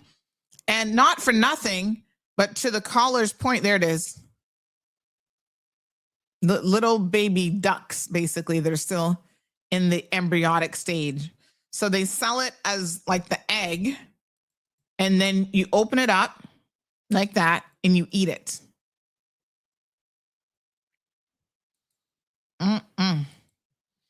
They're just some dishes that you cannot get me to eat, honey child. See them there? So they steam them and then you open it up and this is what it looks like on the inside. There's a little duck. Lord Jesus. Anywho, balut. Not my cup of tea, but they seem to enjoy it quite a bit. So yeah, so, you know, at the end of the day, we are now highlighting this individual. Lamardo, this is your wife. And if you can't put your wife in her place with breaking the laws of the Cayman Islands, then I have a problem with you, Bobo. You're the Caymanian here. You're the Cayman Bracker. And we know that your wife has been charging her own Filipinos, taking advantage of her own Filipinos, right? Which is absolutely unacceptable and ridiculous. So what are you going to do about it? Are you going to tell her to stop scheming and breaking her rules? Otherwise, we don't have no problem with the woman. But do you have a job? Do you have a successful business? Because here's the thing. She has a recruitment agency. But if she had a successful business, if this recruitment agency was honestly successful, there would be no need for her to be scamming people. You do the math. I want to know how many work permits is she taking out per month, per 6 months, per 3 months, charging people between $1,500 and $2,000 a pop. And that is what is supplementing your income, Lamardo, so that you can be traveling all over the world. So every time you get on a plane and you go to the Philippines or you take that New York trip, those trips not cheap. Yes, sir.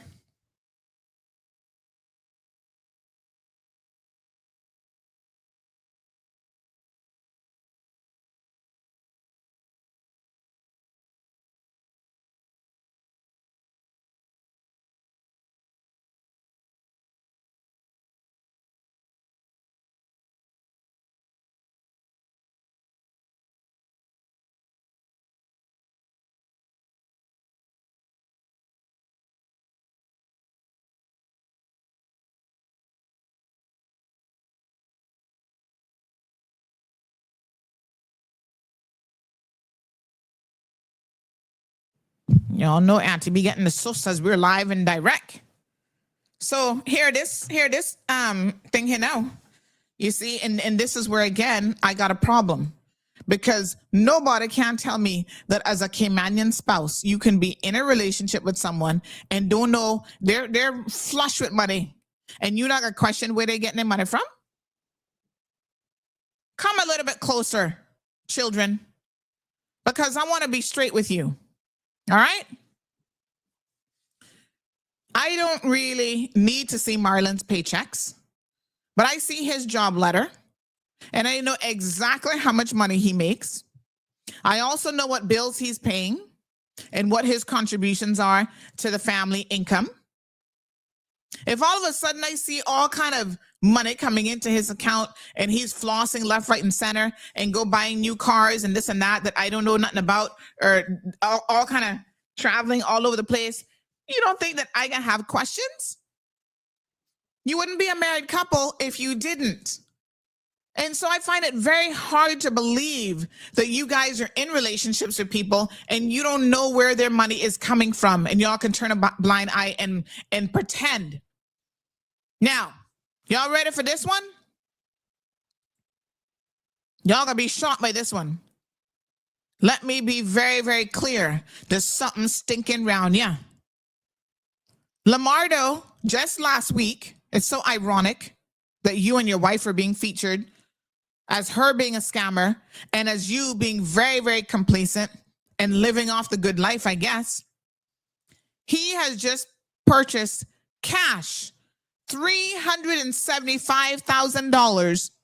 He just made a cash purchase of Elvis's bar in Cayman Brac for 375 G's. Cash. Lamardo didn't go to the bank. He's retired. How old Lamardo is? Somebody he retired from civil aviation. Were you getting $375,000 in cash from? Come on now, Bobo. I'm just saying, you've been doing some serious saving up. Oh, yeah. Or you allowing this woman to scam so many people that y'all having your best life possible. Listen very, very carefully to me now, you know. 375, and he a digital creator too. Y'all fucking around him with digital creators. Everybody's a digital creator according to Facebook. $375,000 in cash. You went and bought Elvis's bar for that? Elvis, come and tell me that this is not true. Come and hear how this go. Where's the source of funds on this transaction? All the birthday parties, all the events. I don't see no Caymanians up on your thing no more. And these are some of my little friends. See my little friend here? My little Filipina friend. These are people I know, and I don't got no problems with them.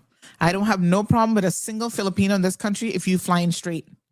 But when you are here abusing my country, yeah, and taking advantage of what is going on in my country, of course I have a problem with you. And let me be very clear. I don't care if you're from the Philippines, if you're from Jamaica, if you're from Honduras, the USA, Canada, I don't care. We gonna have a problem. We gonna have a problem because you're not doing right by my country. If you can come here and live the Caymanian dream by jumping on top of a Caymanian, more power to you. But you can't jump on top of a Caymanian and then turn around and use and abuse people. And the sad thing is they're using and abusing their own people. Yeah. When the Filipinas need to get a hold of her and deal with her like they would in the Philippines. Teach her a good lesson. And you know what this woman is up to. You know what she's doing. And you just sitting there, they're going along with it, going along to get along. I don't see you hanging out with no Caymanians anymore. You even hangs out with Eddie when he come to visit? No, sir. Poor fools. I almost feel sorry for y'all that you could just abandon your culture entirely. I could never do that. I'm married to Jamaican. You think all my friends all of a sudden now are only Jamaicans? I know well. We got Jamaican friends, of course. He's a Jamaican. But guess what? When he want to play Ludy, he better have one Caymanian sitting at that Ludy table. Come on through, Kevin and Chris. Ludy game going on this weekend again. No, he came and found me with my friends, and they staying. They're not going nowhere. No, man, y'all special and different. Look like he just went to the Philippines in October. See him hanging out with Eddie. He still got one Caymanian friend. That's Eddie. And I guess he must be Eddie's only friend too. That's Caymanian still. Lord have mercy. Y'all need to do better. So he was in the Philippines in October. Yes, sir. Y'all make this real special. I'm just saying something not adding up. Something just not adding up.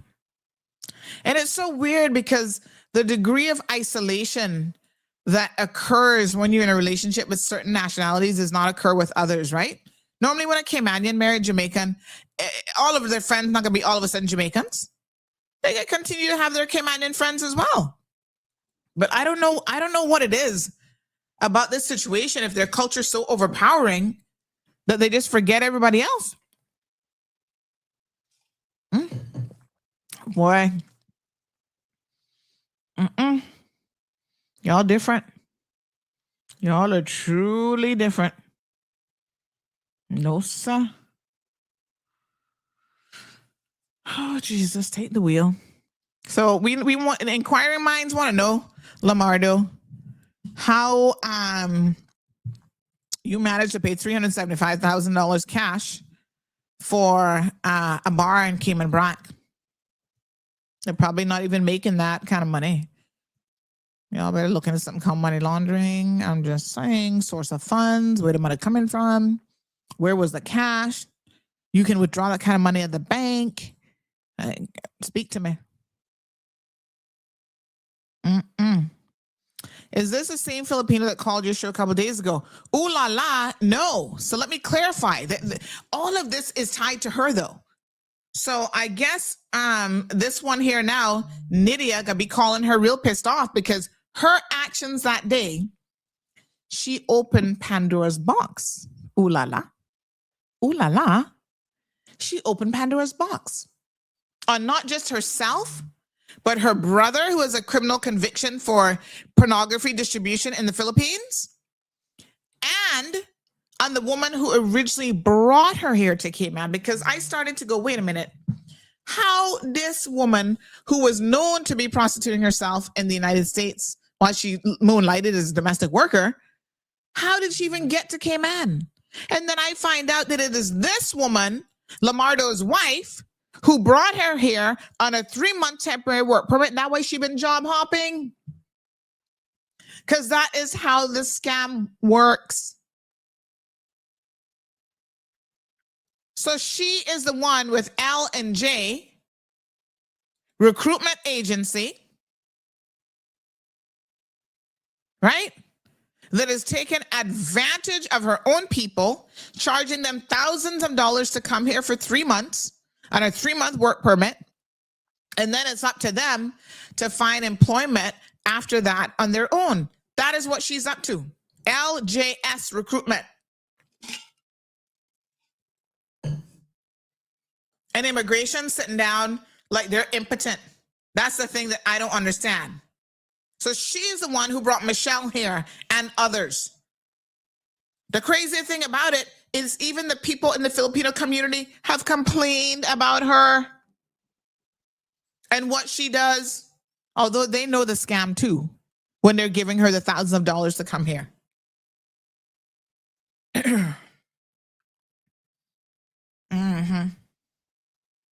Well, KY Forever says, how are they not caught or locked up?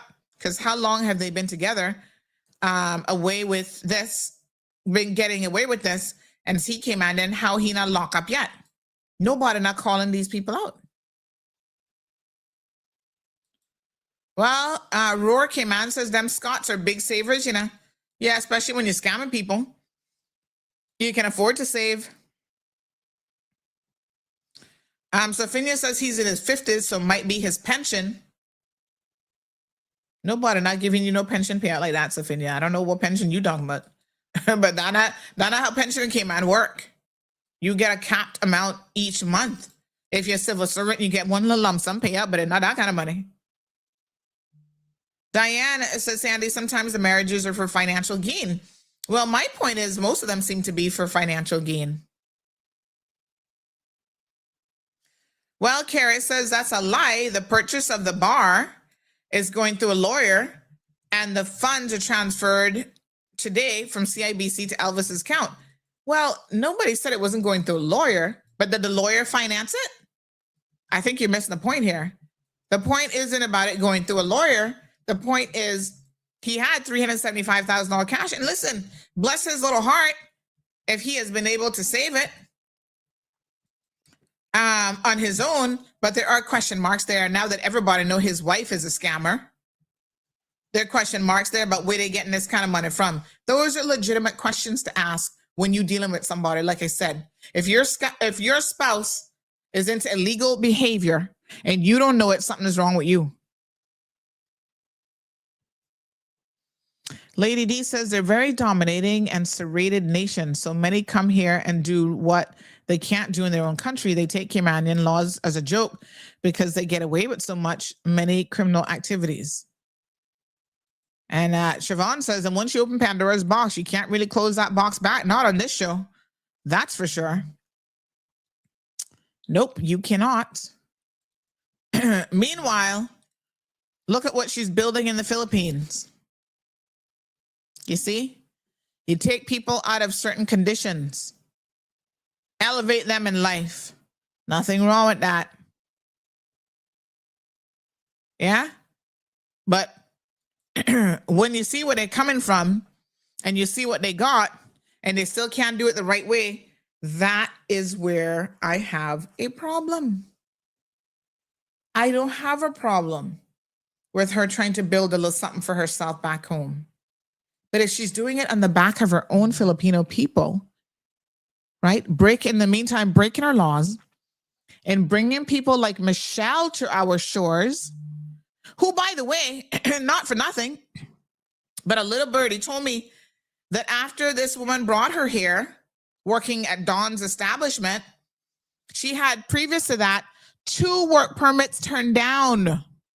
2 work permits turned down. And then WRC still approving her since then to go to What a one on the waterfront called oh God, Sandbar, and now she has a work permit for Tilly's as well. This needs to stop. Hello. Good morning, caller. Yeah, son, how you doing? This is Elvis in the Bronx. What's going on? Elvis, set the record straight now. How are you? I'm good. Just got through smoking some high grade. I know you already. You got that right. So the word on the street is Lamardo is buying your bar for $375,000 cash. Is that true? Yeah, but you can't buy it, but you can't buy it for Rex. I mean, you know? So the only reason this came up is the fact that his wife is now under scrutiny for being a Filipina scammer.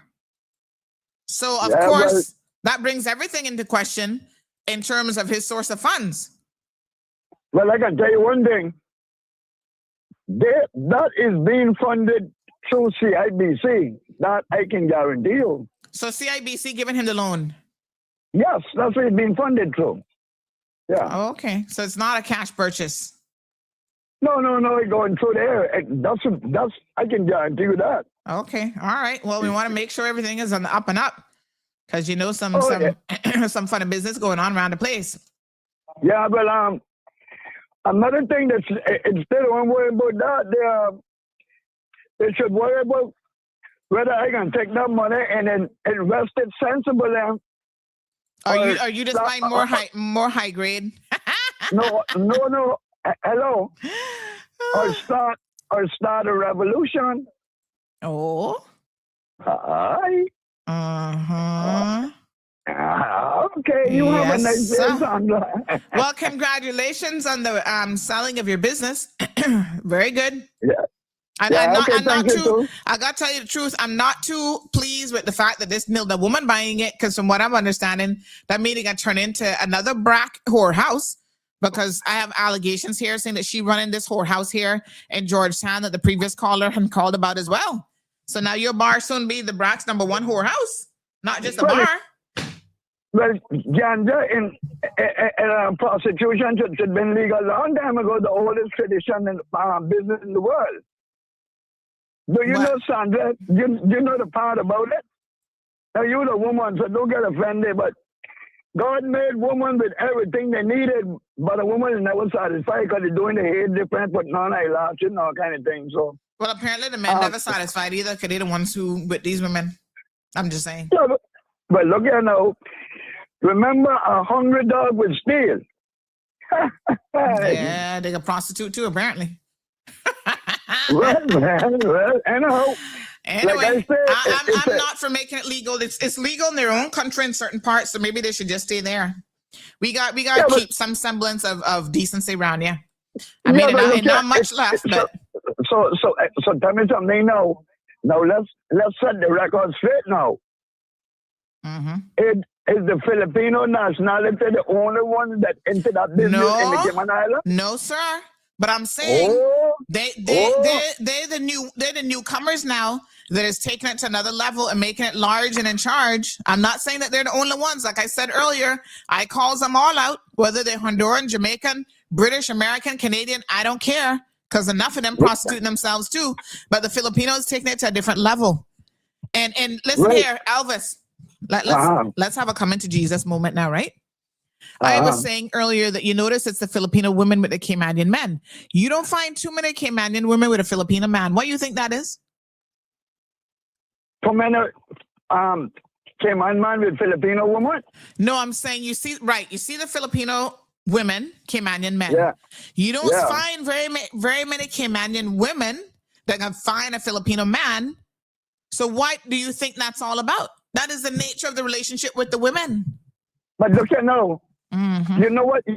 Somebody told me from East End and down and thing there in Georgetown, and say in another 40 years, everybody here and all the children that come up now, all the hair gonna be able to comb. They're not gonna have pound them in the head, getting the hair comb and go to school. What a bunch of fools. upgrading the breed. Yeah, poor them. Man. Upgrading the breed and deteriorating the country. But listen, Caymanians have a pennant for being stupid, you know. We some of the stupidest people for straight here. You better believe that. Let's get this straight now.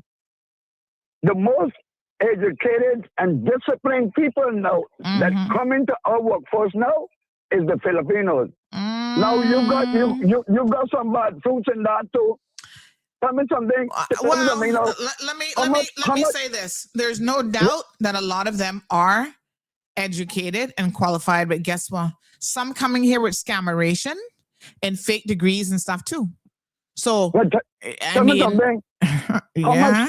And if they're so educated and qualified, what they got to jump on top of a penis for? Well, look here. Because they want to pay them $6. You can make it on your hour. No. They can elevate and make it on their own, but no, they have this like they need a man. They have to rely on a man in order to. Well, they're not the only ones. And look at I'm not saying that too. The beauty about it. Listen to this. The beauty about it.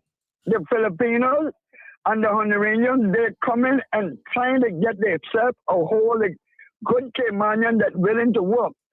Our Caymanian women, we are choosing Jamaican on 3-month permit and breed from so they can stay. No. I'm not saying that don't happen because I've called them out as well. But to be very honest. Okay. But the Filipinos doing the exact same thing, except they're abusing their own people, bringing them here on 3-month permits and prostituting them out. But tell me something. Yeah. Ask the Jamaican that working for their own Jamaican people how they getting treated. Yeah, I agree, and we've called them out as well. Tell me something. So when they on their little TikTok videos talking about Caymanian street Jamaicans bad, I said some straight. I said no. The worst people to work for when you're a Jamaican Cayman is your own people, because they're the ones who treat you like shit, not Caymanians. Well, it's not by and large the Caymanians that are the problem. It's the Jamaicans treating their own people bad, and I guess the Filipinos doing the same thing.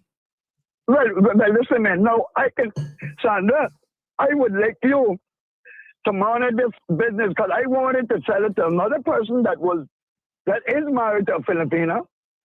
And I told him, and I told my good friend Lamardo, I told his father, for his father passed away, I said, I will sell it to him. I'm willing to work with a Cayman Rock and use a watering placer. No. Is that a thing? Is that a thing, a watering placer? First time I heard that one. Yeah. We from the look here. Where that young man raised up is about 200 feet from my grandmother's house where I used to live at one time. You understand? Yeah. So we from the neck of the woods. No. Well, I hope you know that the day Lamardo come to his senses and divorce her, she gonna be taking it, so not gonna be owned by Kim and Bronca no more. I hope you know that. Well, I can tell you this. I can guarantee you now, the Filipino, you come support me, the Jamaican come support me, and Planter might come on backwards, drive across, and come to the rich people down the west. But when they broke them, they come looking credit from me. But I can guarantee you, Sandra, that those Filipinos gonna support that woman. Yeah. I just hope that the Cayman Rockers support Lamardo as a Cayman Rocker. I hope not. I mean, I hope not. I'm not into the bar scene, not at all. But now that I know it's him purchasing, and I've never been to a bar in my life when I come to the bar, I can be honest with you, but I really don't go to bars, you understand? So nothing specific. He don't have a bar. He didn't buy a bar for me, you know. He bought a liquor store. Oh, but I don't drink either, so you never see me up in there, really. Yeah, but you see, now people come. I don't own a bar. Okay, so you own a liquor store. A liquor store. Yeah. You walk in, you buy liquor, you walk out. Oh, okay, all right. You know. Yeah. But like I said, I hope now that she don't. You know, I'm not too sure. Because I'm not supporting no scammers. I don't care where they come from. But definitely not no foreign scammers. I'm not supporting the Caymanians either, but I'm just saying. Well, listen, man. Is our government respecting us? That got 10,385 words of marijuana and they're dragging it like molasses going uphill in the winter time. But anything else they could do, I bet you if the world had say we can put the, if we can raise the fine on marijuana and life imprisonment, I bet you it would have went through a long time. But you see, our government don't respect us, so why should foreigners come to the Cayman Islands and respect us, Sandra? Tell me. Look here, people that come into this island, they're looking at us and say, we can do what we want. Yeah, let me be clear. They're not, what they're doing is not legalization. They're simply decriminalizing it. So, and that is so easy to do. Well, they still have to go through the correct process to get it done. And they said they're supposed to be starting it. I mean, we'll have to wait and see. But you can understand why that's not the world's biggest priority in Cayman either, right? We got a lot of shit to fix. I mean, well, I don't know if you heard me calling OC this morning. What about all the stayovers in the legal area? Do we have when I campaign? I was going to ask the governor to build a task force of 6 people, and they do nothing else beside that. But no, we had the Biden free border thing for so long. Now Minister Myers is trying to help the Caymanian, and the first thing you hear the opposition them ball out, they got shut down business, got run business off the island. People is lined up to come to the Cayman Island with money to invest in. They line up, they waited for one to go so they can come in. You don't see that big new hotel chain? You got a man now that's investing more hotels, more money in the Cayman Islands and hotels than the big dot, you know. So, big people ain't only that willing to come here with money. No, that's a lie, Sandra. Anyhow, if this makes all the Caymanian happy, right? Please come and support the Caymanian for the liquor store, right?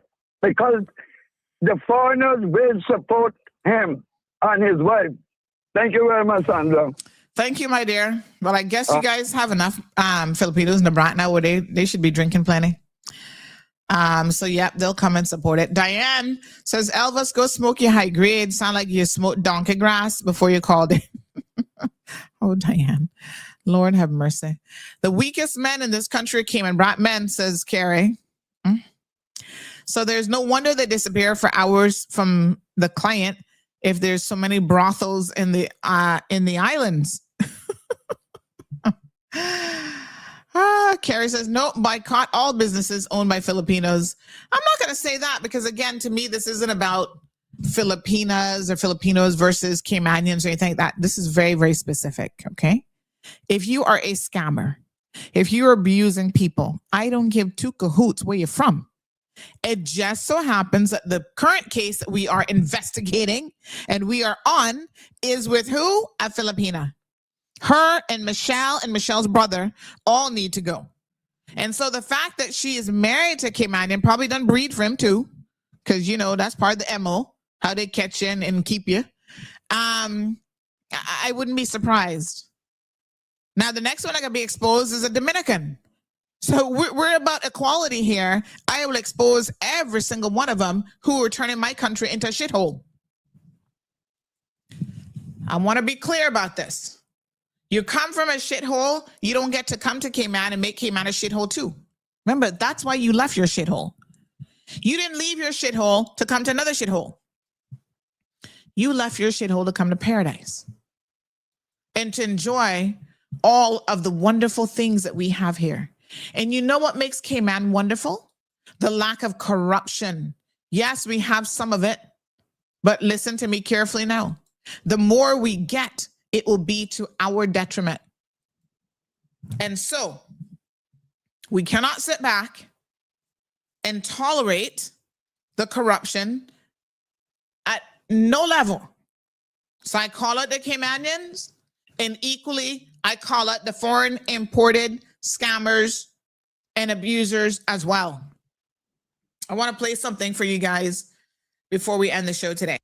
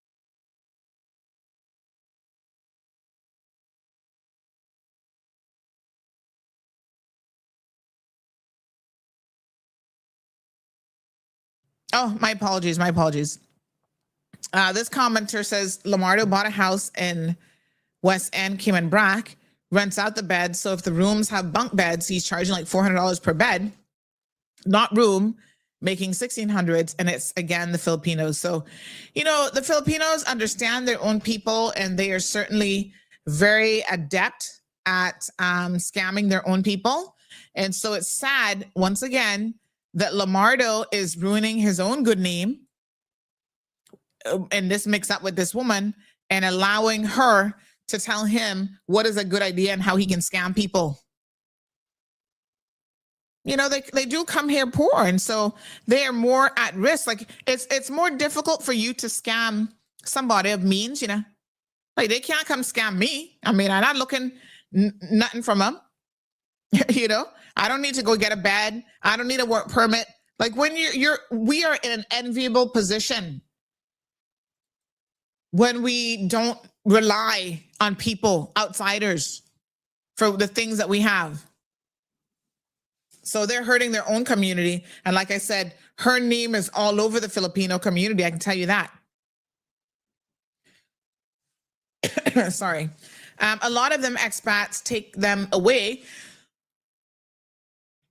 from their friends and family, so they don't know what's going on. They treat the Caymanian so bad then, and when they want to leave, they provoke the Caymanian man to hit them, and the poor Caymanian goes to jail, and they divorce and take everything. These things have been going on so long, and nothing has been, so they do it. I guess nothing has been done. And again, this is why the person who gets involved in these relationships have to be a little bit smarter than this. This person says, dig a little bit deeper. Nydia started in the Brac stealing from Boos's bar. Oh, okay. Then to Cayman, got married and brought her son here to finish school. None of their movements are secret. Complaints have been made her husband, but he's related to the director of what? CINWWS? What's that? Cayman Islands National Weather Service? What is CINWWS? Where he works and the trail goes cold. Help me out with this acronym. So Lamardo is related to the director of something where he works and the trail goes cold. All right, let me take this in again. Dig a little bit deeper. Nydia started in the Brac stealing from Boos's bar. Then to Cayman, got married and brought her son here to finish. And there's her and Lamardo. Now I keep seeing her with some babies and stuff. Her and Lamardo now has some kids as well, huh? What a mess. Some of our people not bright none at all, Carrie says that some of these expats with status have all kinds of properties back in their home country, but we give them a government one. Lord Jesus. They're putting 8 bunk beds in a room for $300 a month, plus light and water. 8 in one room, and then you charge, and how many rooms is the house? And then you charge $300 per bed space.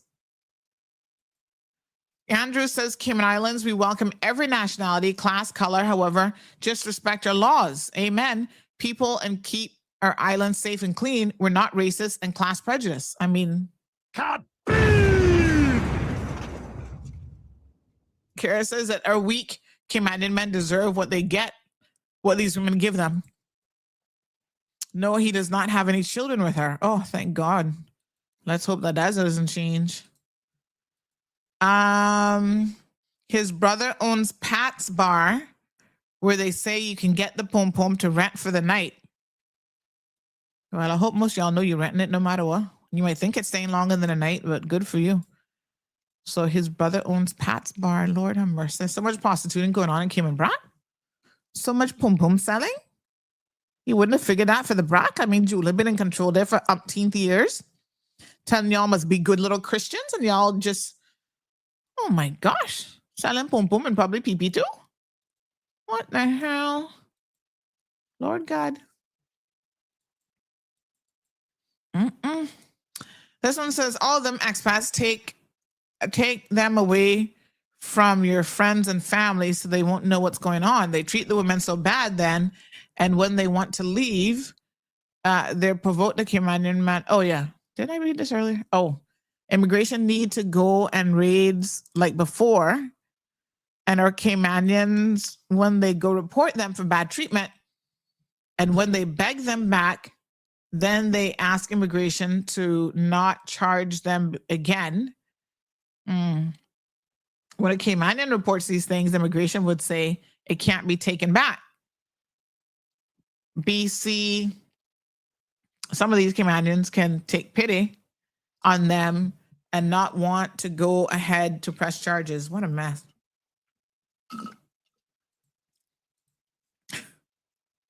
KY forever. I can't even read that about Julie. He says she probably one of the ones who buying it.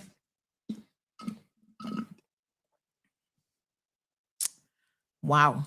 So if she started stealing, why she ain't lock up? Like that's not make no sense. But if this was a Caymanian woman, we have already been locked up. Well, again, Buse, can you call and confirm if she was stealing from you? Because, you know, the allegation has been made. But this is what happens. These guys are turning a blind eye to a lot of this really bad behavior.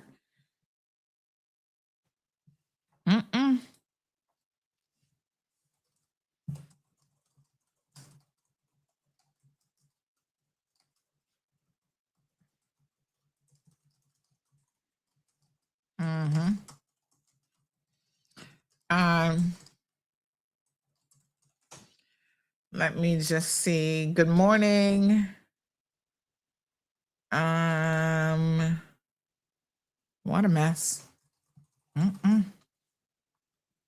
That's all I can respond sometimes.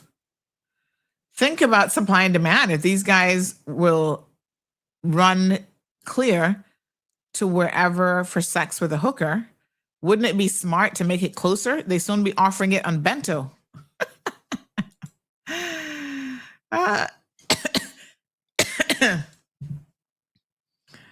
Oh, God. Lord have mercy. Mercy. Paula from Middle Road is married to a Filipino, has a son for him. His name is Romelo Hoybia. Okay, we found a third Caymanian that's married to Filipino. Bless her little heart.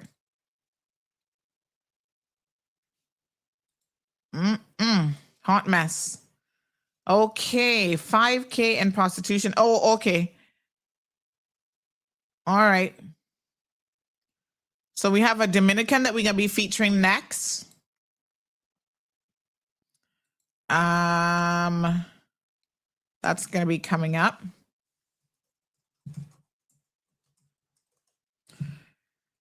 And let me see here now. So this person says, this was about the first Michelle. Sorry, I missed this one from earlier today. Just trying to get caught up on some messages. Give me 1 second here. I heard that her oldest children loves Jared because he was more loving to them than their own mother. Good morning, San. Did I hear too that the woman also got compassionate leave from government for 7 days to care for him? Sorry, while in the him too. That should be another offense, using her government privileges. I pray him, his mother, and his family members put a stop to her, that she will not be able to visit him in the hospital because she will try. Well, what I would say is because now this is attempted murder charge, there's no doubt by law, I'm sure it's part of her bail conditions that she can have no contact with him. So that should not even be permissible. And so if she tries to contact him, the authorities should deal with her. But this is what somebody else said earlier. Her and the Rasta man attended a private party. She was telling everyone he was her man. This was on the night of the incident. They left the party and the Rasta man returns to the party with his wife. But he not easy. You can't make this ish up. Jared has been asking her for a divorce for a long time, but she refuses. Well, listen, nobody can refuse you a divorce, you know. It would be contested, but eventually the court will grant it. The court isn't going to force someone to keep you in a marriage. Let me say this. If you file your divorce papers, even if the other person doesn't want to divorce you, but you have grounds and you can show, and cheating would be more than ample grounds. You have a lawyer put your divorce case together, you will get your divorce. So she can't refuse him no divorce. Whether she refuses or not, that's not his business. Get your divorce. The marriage is serving her. I understand CBC has let her go. Jared was actually walking away from her. My apologies. When she hit him with the car, and it was a Panamanian ship when we were talking about the Cuban guy there. What a hot mess. All of this, of course, will come out during the trial, without a doubt. I don't know that CBC has let her go. I can try to verify that. I do know that she was put on leave as of last week, but I can certainly inquire further on that. Normally, they put them on paid leave. Oh, this is a good one. Oh, la la. Thank you so much. You know, this is why I love my Filipino people, and they love me too, because they know that I got their back. But you can't come here doing no wrong shit and think that I gotta have your back, because that's where you and I are gonna part ways. But once you're on the up and up, lots of Filipinos here, they're hardworking people. I've actually hired one many, many years ago. She unfortunately didn't work out for me, but she was a very nice person to this day. She's still here. She's been rolled over, I guess, several times by now. And every time she sees me, she's always very, very respectful. My apologies. But even as her employer in a retail environment, I could see how submissive she was. Poor little thing. She'd be like, oh, you have a headache. Let me massage you. And I was like, okay. You know, no Caymanian gonna do that. No Jamaican gonna be trying to massage their boss at work because you have a headache. They are very, very submissive people. And unfortunately, Caymanian men and Caribbean men love a submissive woman. Good morning, Miss Sandy. Just a thought. A contingent of Filipino government officials are coming over this weekend to attend the Overseas Filipino Workers Service Caravan. The 27th, 28th, and 29th. Oh, honey, chat.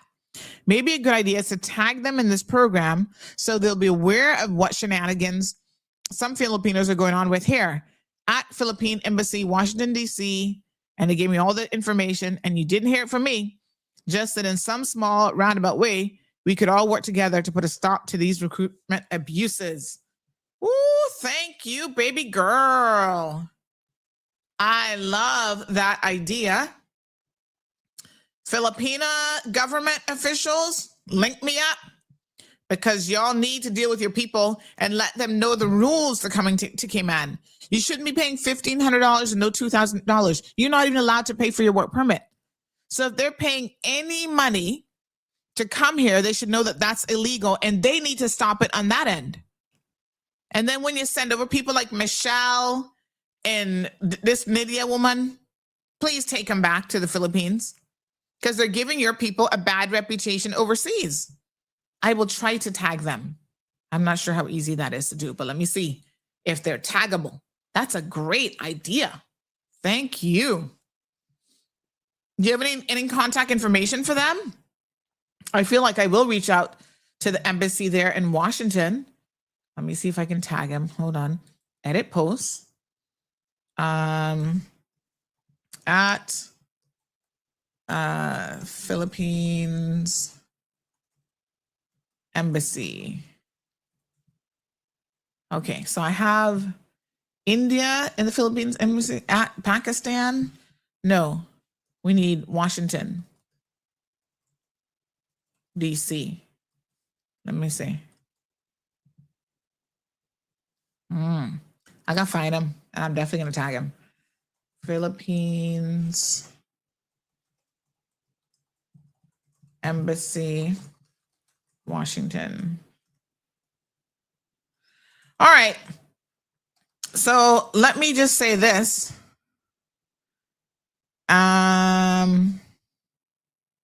Here it is, Philippine Embassy in Washington, D.C. Okay. I'm going to see if I can tag them. Some people don't make their pages taggable, but let's see. Yep. Okay, we tag that one. Let me see, who else can we tag? There's a consulate general in San Francisco, Philippines Embassy. And then this one is the OWWA, Washington. We can tag them as well. I think this is like the government agency. So let me tag them too. Thanks for the suggestion. Who else we need to tag? Where are the ones that are in the Philippines? Like the ones who do the training and whatever to send Filipinos abroad. They need to know that you guys, some of you, not all, some of you, and I dare say it's a small amount, my apologies, but certainly enough to have us concerned, are coming here and causing havoc in this country. They're not well respectable people like they should be.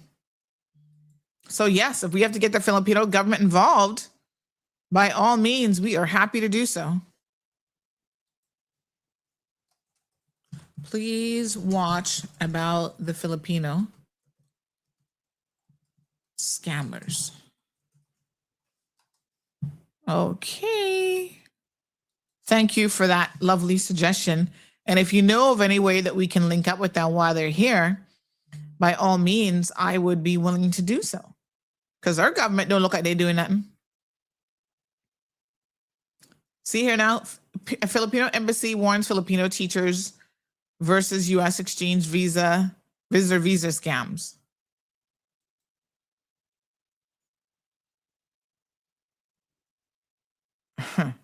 This is so funny. GMA News covered this. And tell me if this is not on point to what it is that we are saying and talking about here this morning. Look at this. So this social media post says the Philippine Embassy in Washington, D.C. has warned Filipino teachers who wish to work in the United States to remain vigilant and to carefully study the U.S. visa they're seeking to ensure they're not deceived by illegal recruiters. Look at that. Nadia, that's you, illegal recruiters. But you're just doing it in the Cayman Islands. So go figure. What's her little friend there name in the Philippines? The guy who has the talk show there? I need to try and link up with him because he is so popular. Rolf, what his name is? Rolfalzo or Rolfo or something. Anybody have any links to him? Because maybe we can spread the word about people like her. There's another one too who's married to a guy from North Side that is doing something similar. At one point, education had her hired in a government position. Commission of Filipinos Overseas. Oh, this is a good one to tag. Hold on, honey child. I'm tagging them all here this morning. Yes, sir. Once somebody gives you a brilliant idea, run with it.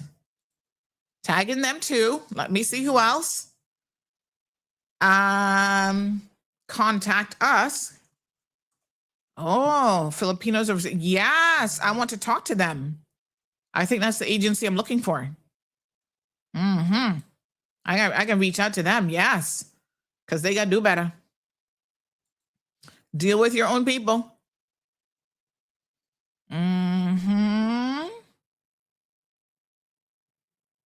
Yep. There's the Philippine News Agency. Ooh, they have a lot of followers. I think we should tag them too. Yes, we're tagging everybody here today.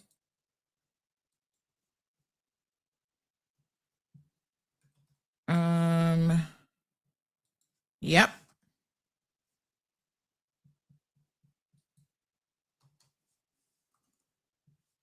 All right, we tag them. I'm gonna tag and roll. We're at the Philippine Embassy in Washington, D.C. this week, March the 2nd through the 6th, for your immigration concerns. I don't know who Miles Sanchez is. Looks like he's peddling business for himself. We have a Philippine envoy coordinating with U.S. government amidst possible strike. That was March the 12th. Philippine Embassy in Washington in coordination with the United States government. Okay. Sorry. All right. Filipinos, Commission Filipinos. Okay, we did that already.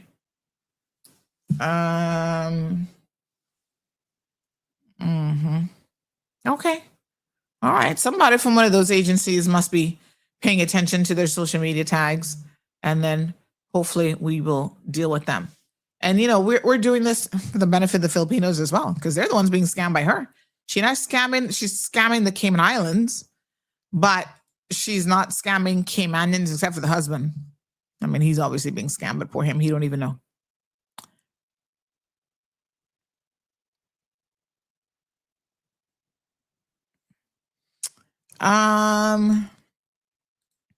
The portfolio of the civil service is working to implement a new code of conduct, says Greg. Well, hopefully that don't take too long, because they'll be waiting forever. Sandy, you are raw when it comes to right and wrong. You fact check the facts before you put them on blast. If they never know that, you're not partial to any nationality. My liberal rebel, says Diane. Aliano says, what is the Minister of Labor and Employment position on this issue? Child, let him all call him back again. But he should know that this is precisely why we are supportive of stronger enforcement. But stronger enforcement and stronger laws can only go so far, as I said on Friday, if the issue is within our own agencies. So if we have Caymanians who are CBC officers and WRC officers who are bending the law for these lawbreakers and not doing what they need to do, not following through on complaints and investigations, we will never get any better in this country. Lady D says, why is immigration not monitoring the accommodation list on these work permits? Why isn't it that all relevant governmental departments not working hand in hand? How safe is it? Child. Morning, Miss Sherry Ann. Only God knows. It's a hot mess and then some. Okay.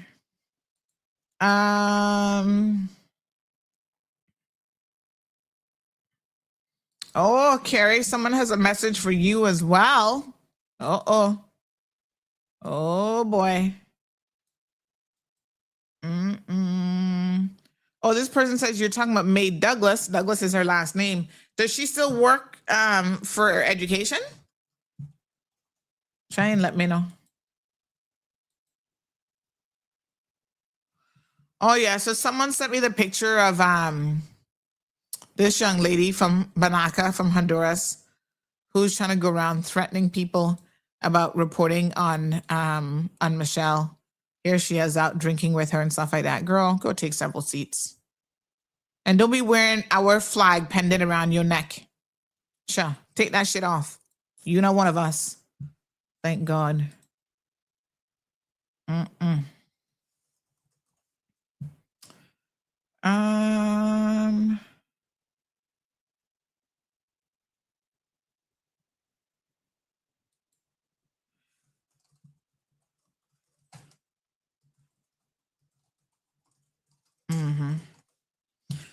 All right, let me see here.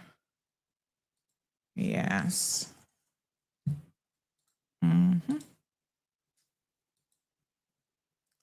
Filipino consulate is visiting.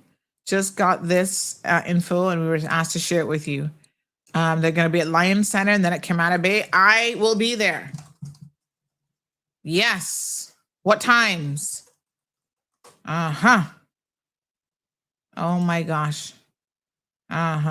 What did I miss with this poll about Carrie? So she's not terminated from CBC, as someone said earlier. They said it won't happen that fast. So again, we like to fact check these things. I didn't think so either, because normally they wait for the outcome of the trial. So she's not yet terminated.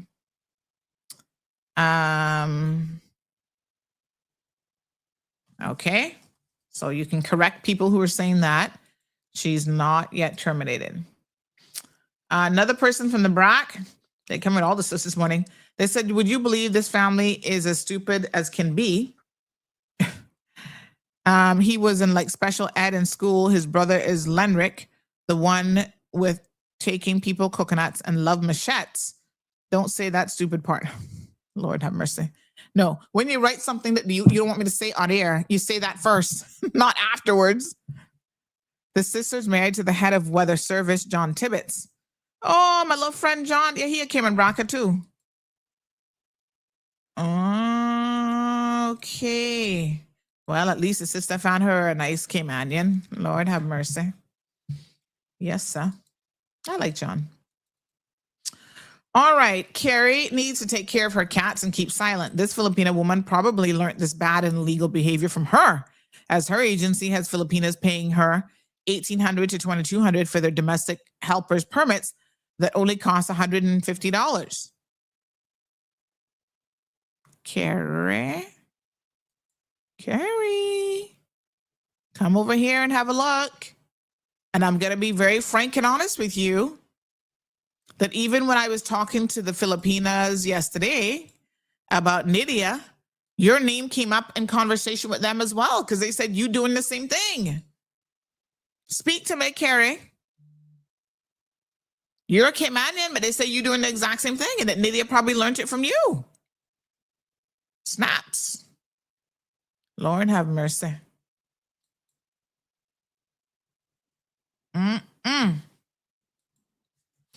Lord Jesus, take the wheel, take the wheel. Oh my gosh. It's so funny how it's crazy to me how everybody knows about these criminals in this country, even these Banakan ones, but the authorities who should know, you can imagine.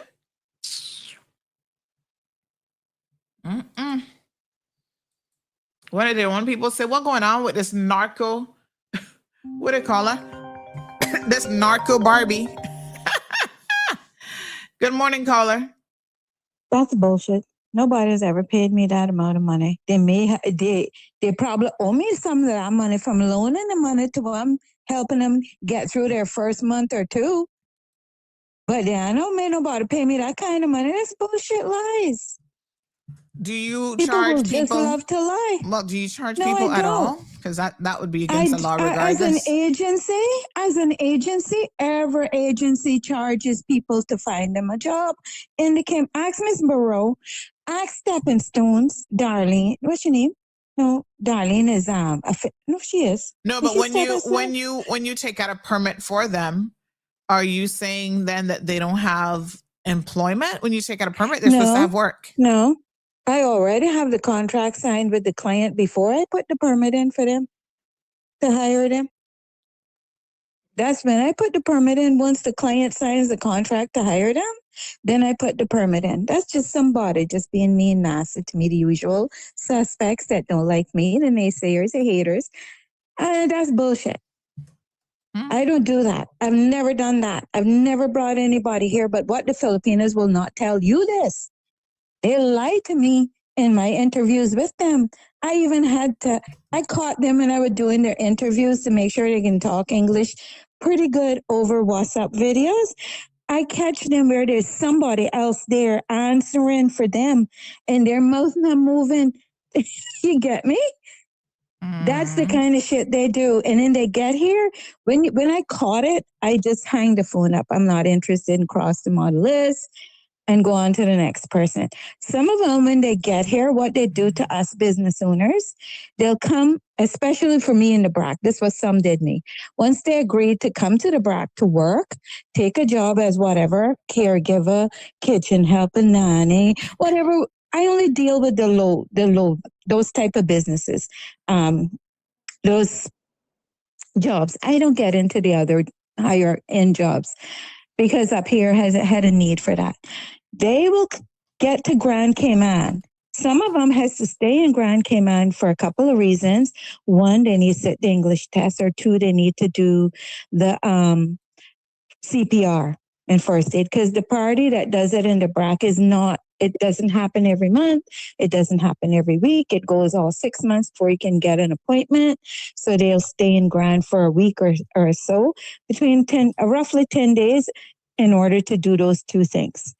When that's done, they go missing. I can't find them. I've gotten on the plane, flown to Grand to try to find these people. Can't find them. I turn in. When I can't locate you, then I cancel your permit. And I tell WRC in my letters, I have to cancel this permit because this person did not come to the BRAC as they were told. They had to fly to the BRAC to take their job, start a job up here.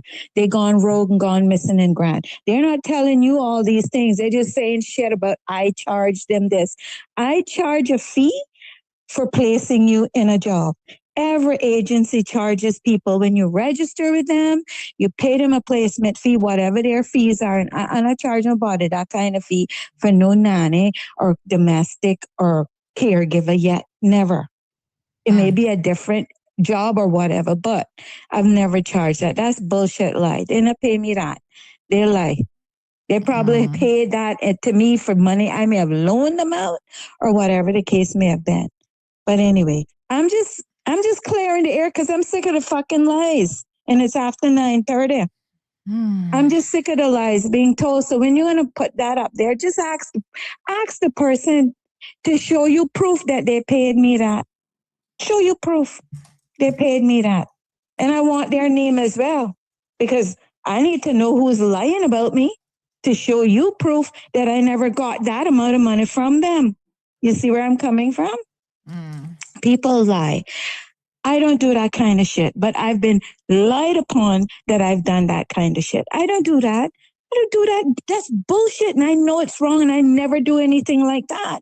There's so much people up here doing that in Kim and Brack right now. And WRC, some of the employees up here taking kickback money for it.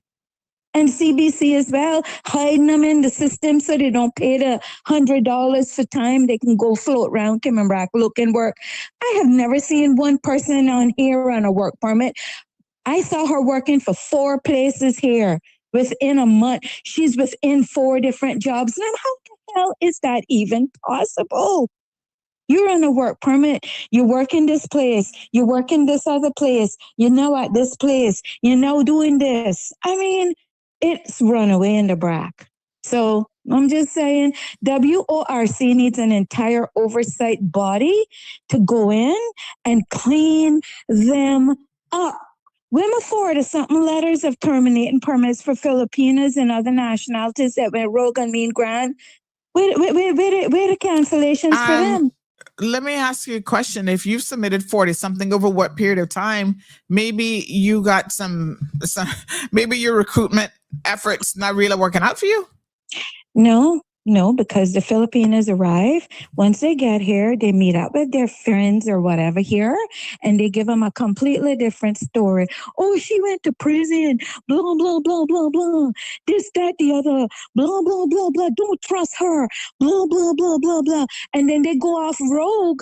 I had a business owner call me and ask me, one of them that went rogue on me called me up one day and says, is this Carrie Whitaker? I'm like, yeah. Well, this is so-and-so from so-and-so. One restaurant right down in Georgetown.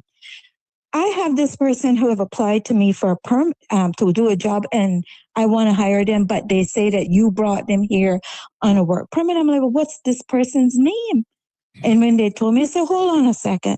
When I looked in my list of people that I had written and terminating the permits, they were one of them. How is it that they're floating around the country when I've written to the WRC terminating their work permit, and they're still floating around the country a month after that? A whole month later, this business owner going to call me from Grand to tell me this person they're looking to work in their business. They obviously didn't go and get regularized either. I can't find them. And I said to him, well, can you give me their number? And he gave it to me, and I called them up. They didn't answer because I was calling them from a number, one of my numbers they recognized. So I called them up on a number that doesn't show the number, a phone that doesn't show the number. Then they answered me. And I'm like, where are you? You have a job in the BRAC that you never came to. I'm letting you know now. I canceled your permit a month ago. So why are you not gone back to the Philippines? I don't know. I ain't looking job, ma'am. I said, well, you know what? I'm going to report you now to the WRC and give them your number. You need to be pulled up now and taken in and dealt with because you didn't go on the flight to the BRAC. You didn't show up here. You know how many people up here told me that when I first came? We hire these Filipinas and they get to Grant and we can't find them. We don't know where they is. And these are people up here who need caregivers, need domestics or whatever for their elderly family. And these people don't show up in the BRAC because they don't want to come here to work. So they got a permit to get in. Once they got their foot in the door, they gone rogue on you and they go and work. And some of the businesses are actually hiring them on the fact that they tell them they got a permit, bringing them in, paying them cash, got them washing dishes, got them working in the back of scenes of their business so nobody knows they're there.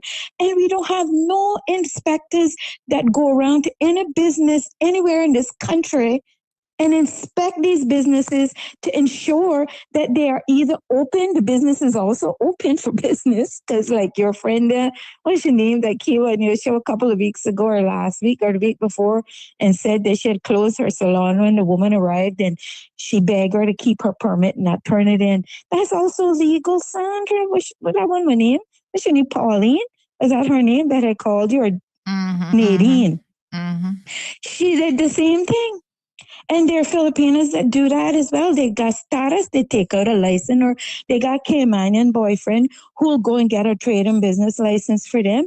They'll bring people in on the license, but they don't have no business going on. That is going on in the Cayman Islands and nobody's investigating it. The DCI needs an entire enforcement police arm where when you apply for a license, that they can go out and inspect that the business is actually active. I just want you to know. Now I don't care what people say about me. I know my truth and I have not done that. That's a bunch of lies. Right, and they can't send you no proof. And if they send you any bullshit, I'm going to have to subpoena that from your show. To sue them. Okay, just let you know. You can turn it over voluntarily, or I can go to the court and ask for them to get you to release it. Yeah, that's not how the courts work, Bobo. Well, we'll see how that works. Yeah, thanks very much. All right, bye. Lord have mercy.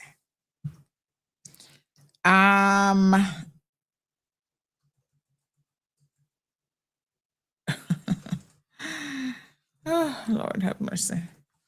Some days I can't even. All right, so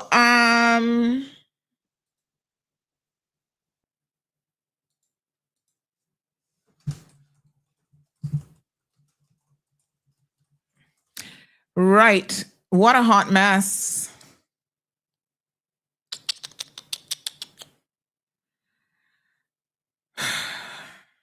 Listen, I'm going to say it and I'm going to say it loud and clear. Regardless of who you are, even our own Caymanians, you cannot break the law in this country. If it is the case that you're bringing someone in, right? You're a recruitment agency, as Carrie says, everybody charges a recruitment fee. There should be contracts in place that make it very, very clear what people are paying for. They should be paying for your recruitment services. The contract should state, this is my recruitment fee. You know, they're not paying for their work permit. You pay for their work permit. And if you're taking out a work permit, you have to ensure that you actually have work for them. Because once again, this is happening on a large scale in this country where people do not have employment for people, but somehow they're managing to get work permits.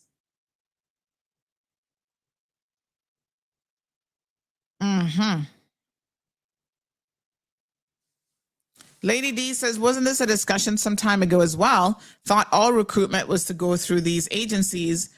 Correct me if this is incorrect. No, you don't have to go through an agency to get recruited here in Cayman. Anybody can take out, if you have a company or, an individual that needs a domestic work or whatever, you can take out a work permit. So it doesn't have to be through an agency at all.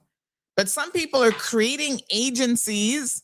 That's what this Filipina woman is doing, to try to then say, oh, I'm charging you $2,000 to get here. And somebody sent me a message about how this even works with people who are forced to pay it off over time.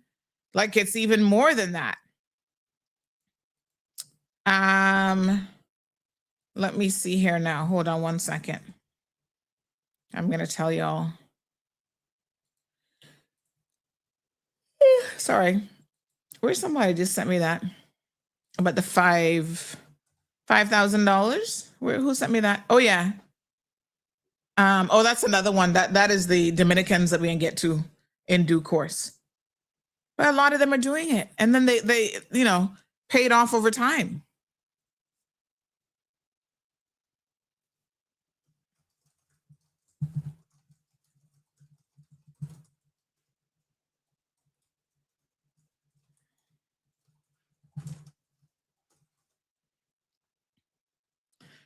All right. Somebody say, sir, not pause / breaks. You have patience to listen. Anthony says, Carrie, is the right person come in and get mixed up with their own nationality and leave the work and use small business owners. And WRC just go ahead and approve another work permit. Nicaraguans are doing that very rapidly. I'm telling you, Anthony, it's rampant across the system, and it needs to stop.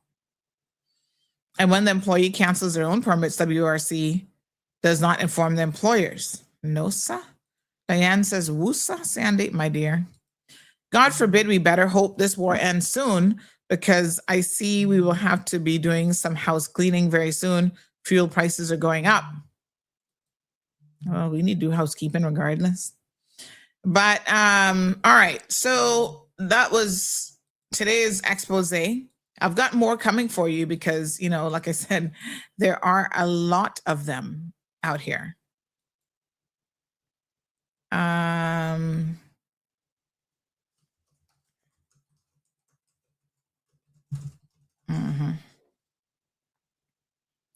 Let me see here now.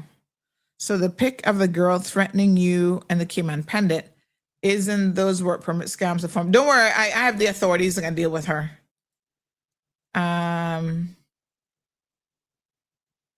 Who the hell this one is now? Another one that needs to be investigated. Who the hell is she? No, sir. Oh my God. How can we have so many on this little small island?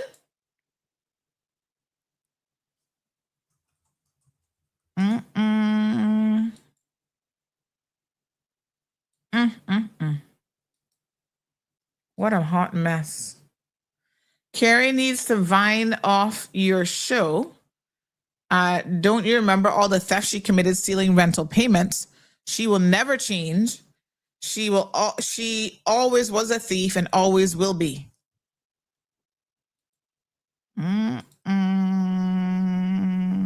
Lord Jesus, what a mess.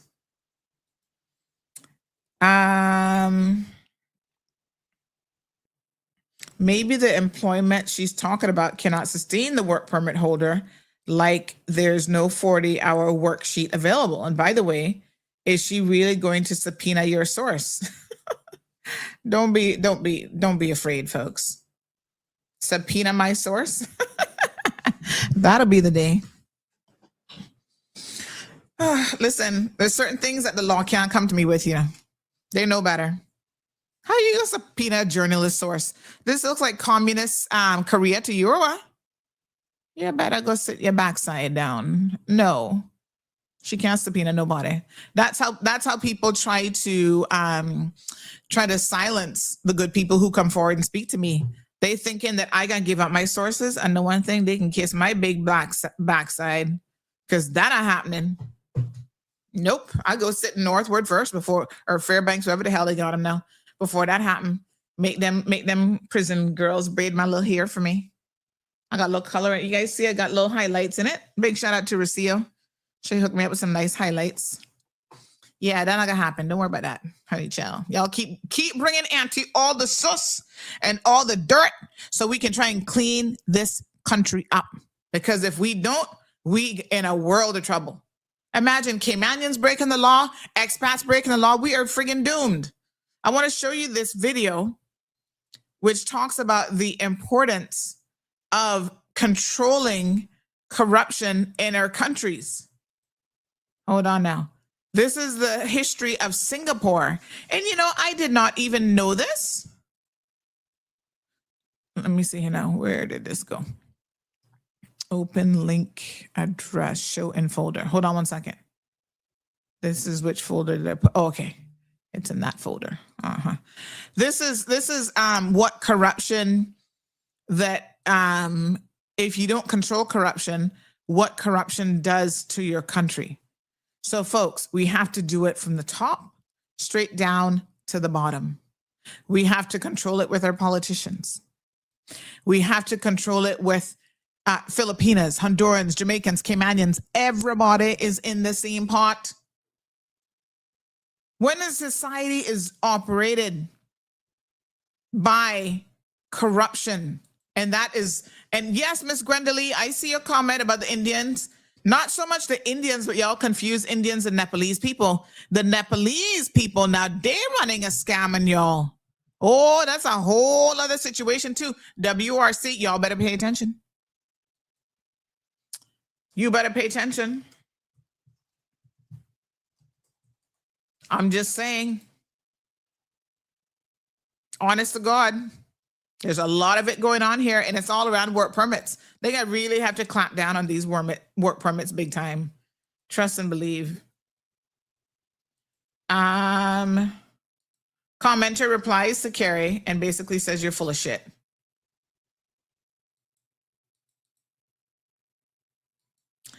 So she's so full of shit. Not sure how you can keep listening to her excuses. They said that I hired a certified, qualified Filipina engineer who Carrie brought in as a domestic. So I know from firsthand knowledge what she did to her and how much the employer paid her 2 times.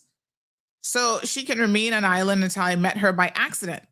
Anyways, leave her alone. The bucket bottom will soon fall out for her.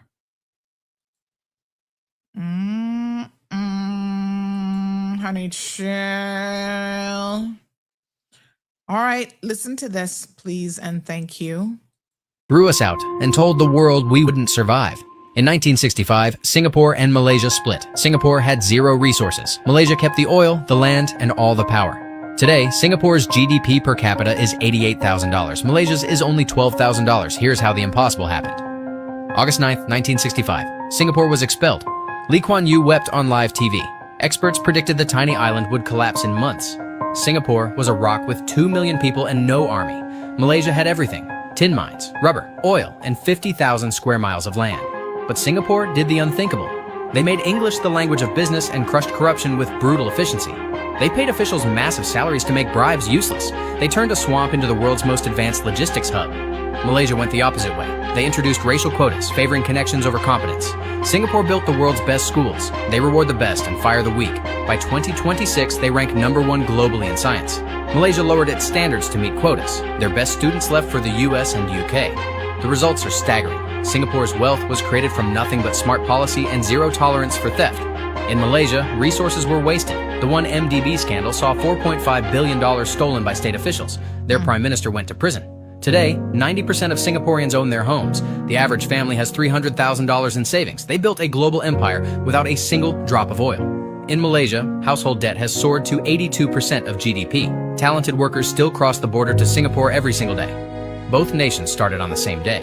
One had everything and squandered it. The other had nothing and built a superpower. The difference wasn't resources. Singapore chose meritocracy.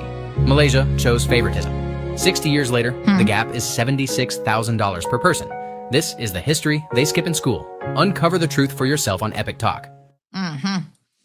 Anyway, I did not even know that Malaysia and Singapore were one country. That was news to me at one point. And again, you know, the Americans and others tearing countries apart. There you go. So what a hot mess. It comes down to this, folks. what you accept and what you tolerate in your own country says a lot about what your country will become. My fellow Caymanians, I beg and plead you, we cannot defend, whether it's the Michelles of the world that are out here running men over and trying to kill them off. We can't defend that behavior. We cannot equally defend the other Michelle who's here prostituting out in our streets. I don't care if Ryan Muhammad is her boyfriend 20 times over.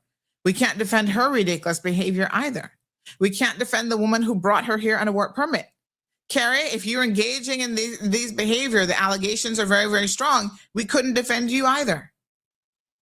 The nonsense has got to stop at all levels.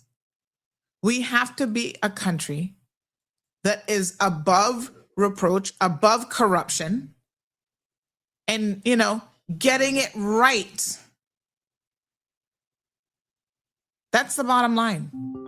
There's no two ways. We're not going to take any more phone calls because I'm wrapping up the show, but there's no other way to explain this. That is the bottom line. And that's why I sit here every day trying my best to educate you guys, to show you and demonstrate what's going on, to demonstrate and show how the system is actually failing us, and by extension, failing our people. Yeah?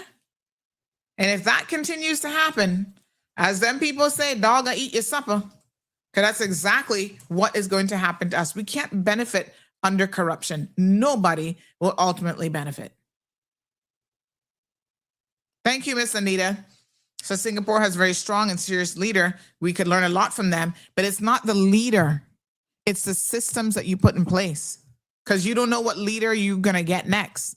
And if the systems you have in place don't control your leaders, right, and keep them on the straight and narrow path, then you're leaving it up to chance. Because sometimes chance, you get a good leader, other times you don't. So it is the system that you have to design, right, that stomps out. Like they said, they improve their education. They paid their civil servants and their workers well, so corruption was less likely to occur. And whenever they found someone still trying to take a kickback, still trying to take money, you arrest them, you put them in jail. There are consequences. Countries where you can pay people under the table for anything under the sun are not good countries to live in. See what Chloe says? I worked in Singapore for 25 years. Everyone needs to follow the government rules. You can't bribe the government. That's why Singapore is ranked #1 successful country. It's as simple as that. So the blueprint is there for what we need to do. So it shouldn't be that difficult. It's now a question of the commitment of the people. Because if the people are not committed to stamping out all of the badness that's going on in the community, all of the fraud and bad behavior, if the people are willing to turn a blind eye, she my cousin from Banaka, or she cute, or she's this, or she's that, that's a problem. I'm going to engage in marriages of convenience just to get a little paycheck every month. That's a problem. Our people have to be the ones who are going to stand up first and foremost and say no more of this nonsense. You can't benefit from a corrupt system long term. It will only destroy your own country. And on that note, folks, thank you guys so much for tuning into the program today. Tune in early tomorrow. We do have Health City here, and they have a lot of good information for us, where they will be, sharing. I don't know what tomorrow's topic is yet. I got to check my emails. But yeah, make sure you tune in for that. Someone says, what about this crook that's also along with a CBC officer? Oh, he's married to a CBC officer? Lord Jesus, we can talk about him tomorrow then. There's no shortage of crooks, I can tell you that. Lord God, I could be doing a show about just crookedness 24/7, look like. And that's not something to be proud of, I'm disappointed. Given the size of our population, we not reached nowhere yet. How is it that we have so much scamming and crookedness going on here? Wow. both from within and without. No, sir. We better shape up. I'm just saying, shape it up. All right, folks. See you guys tomorrow. Have a beautiful day.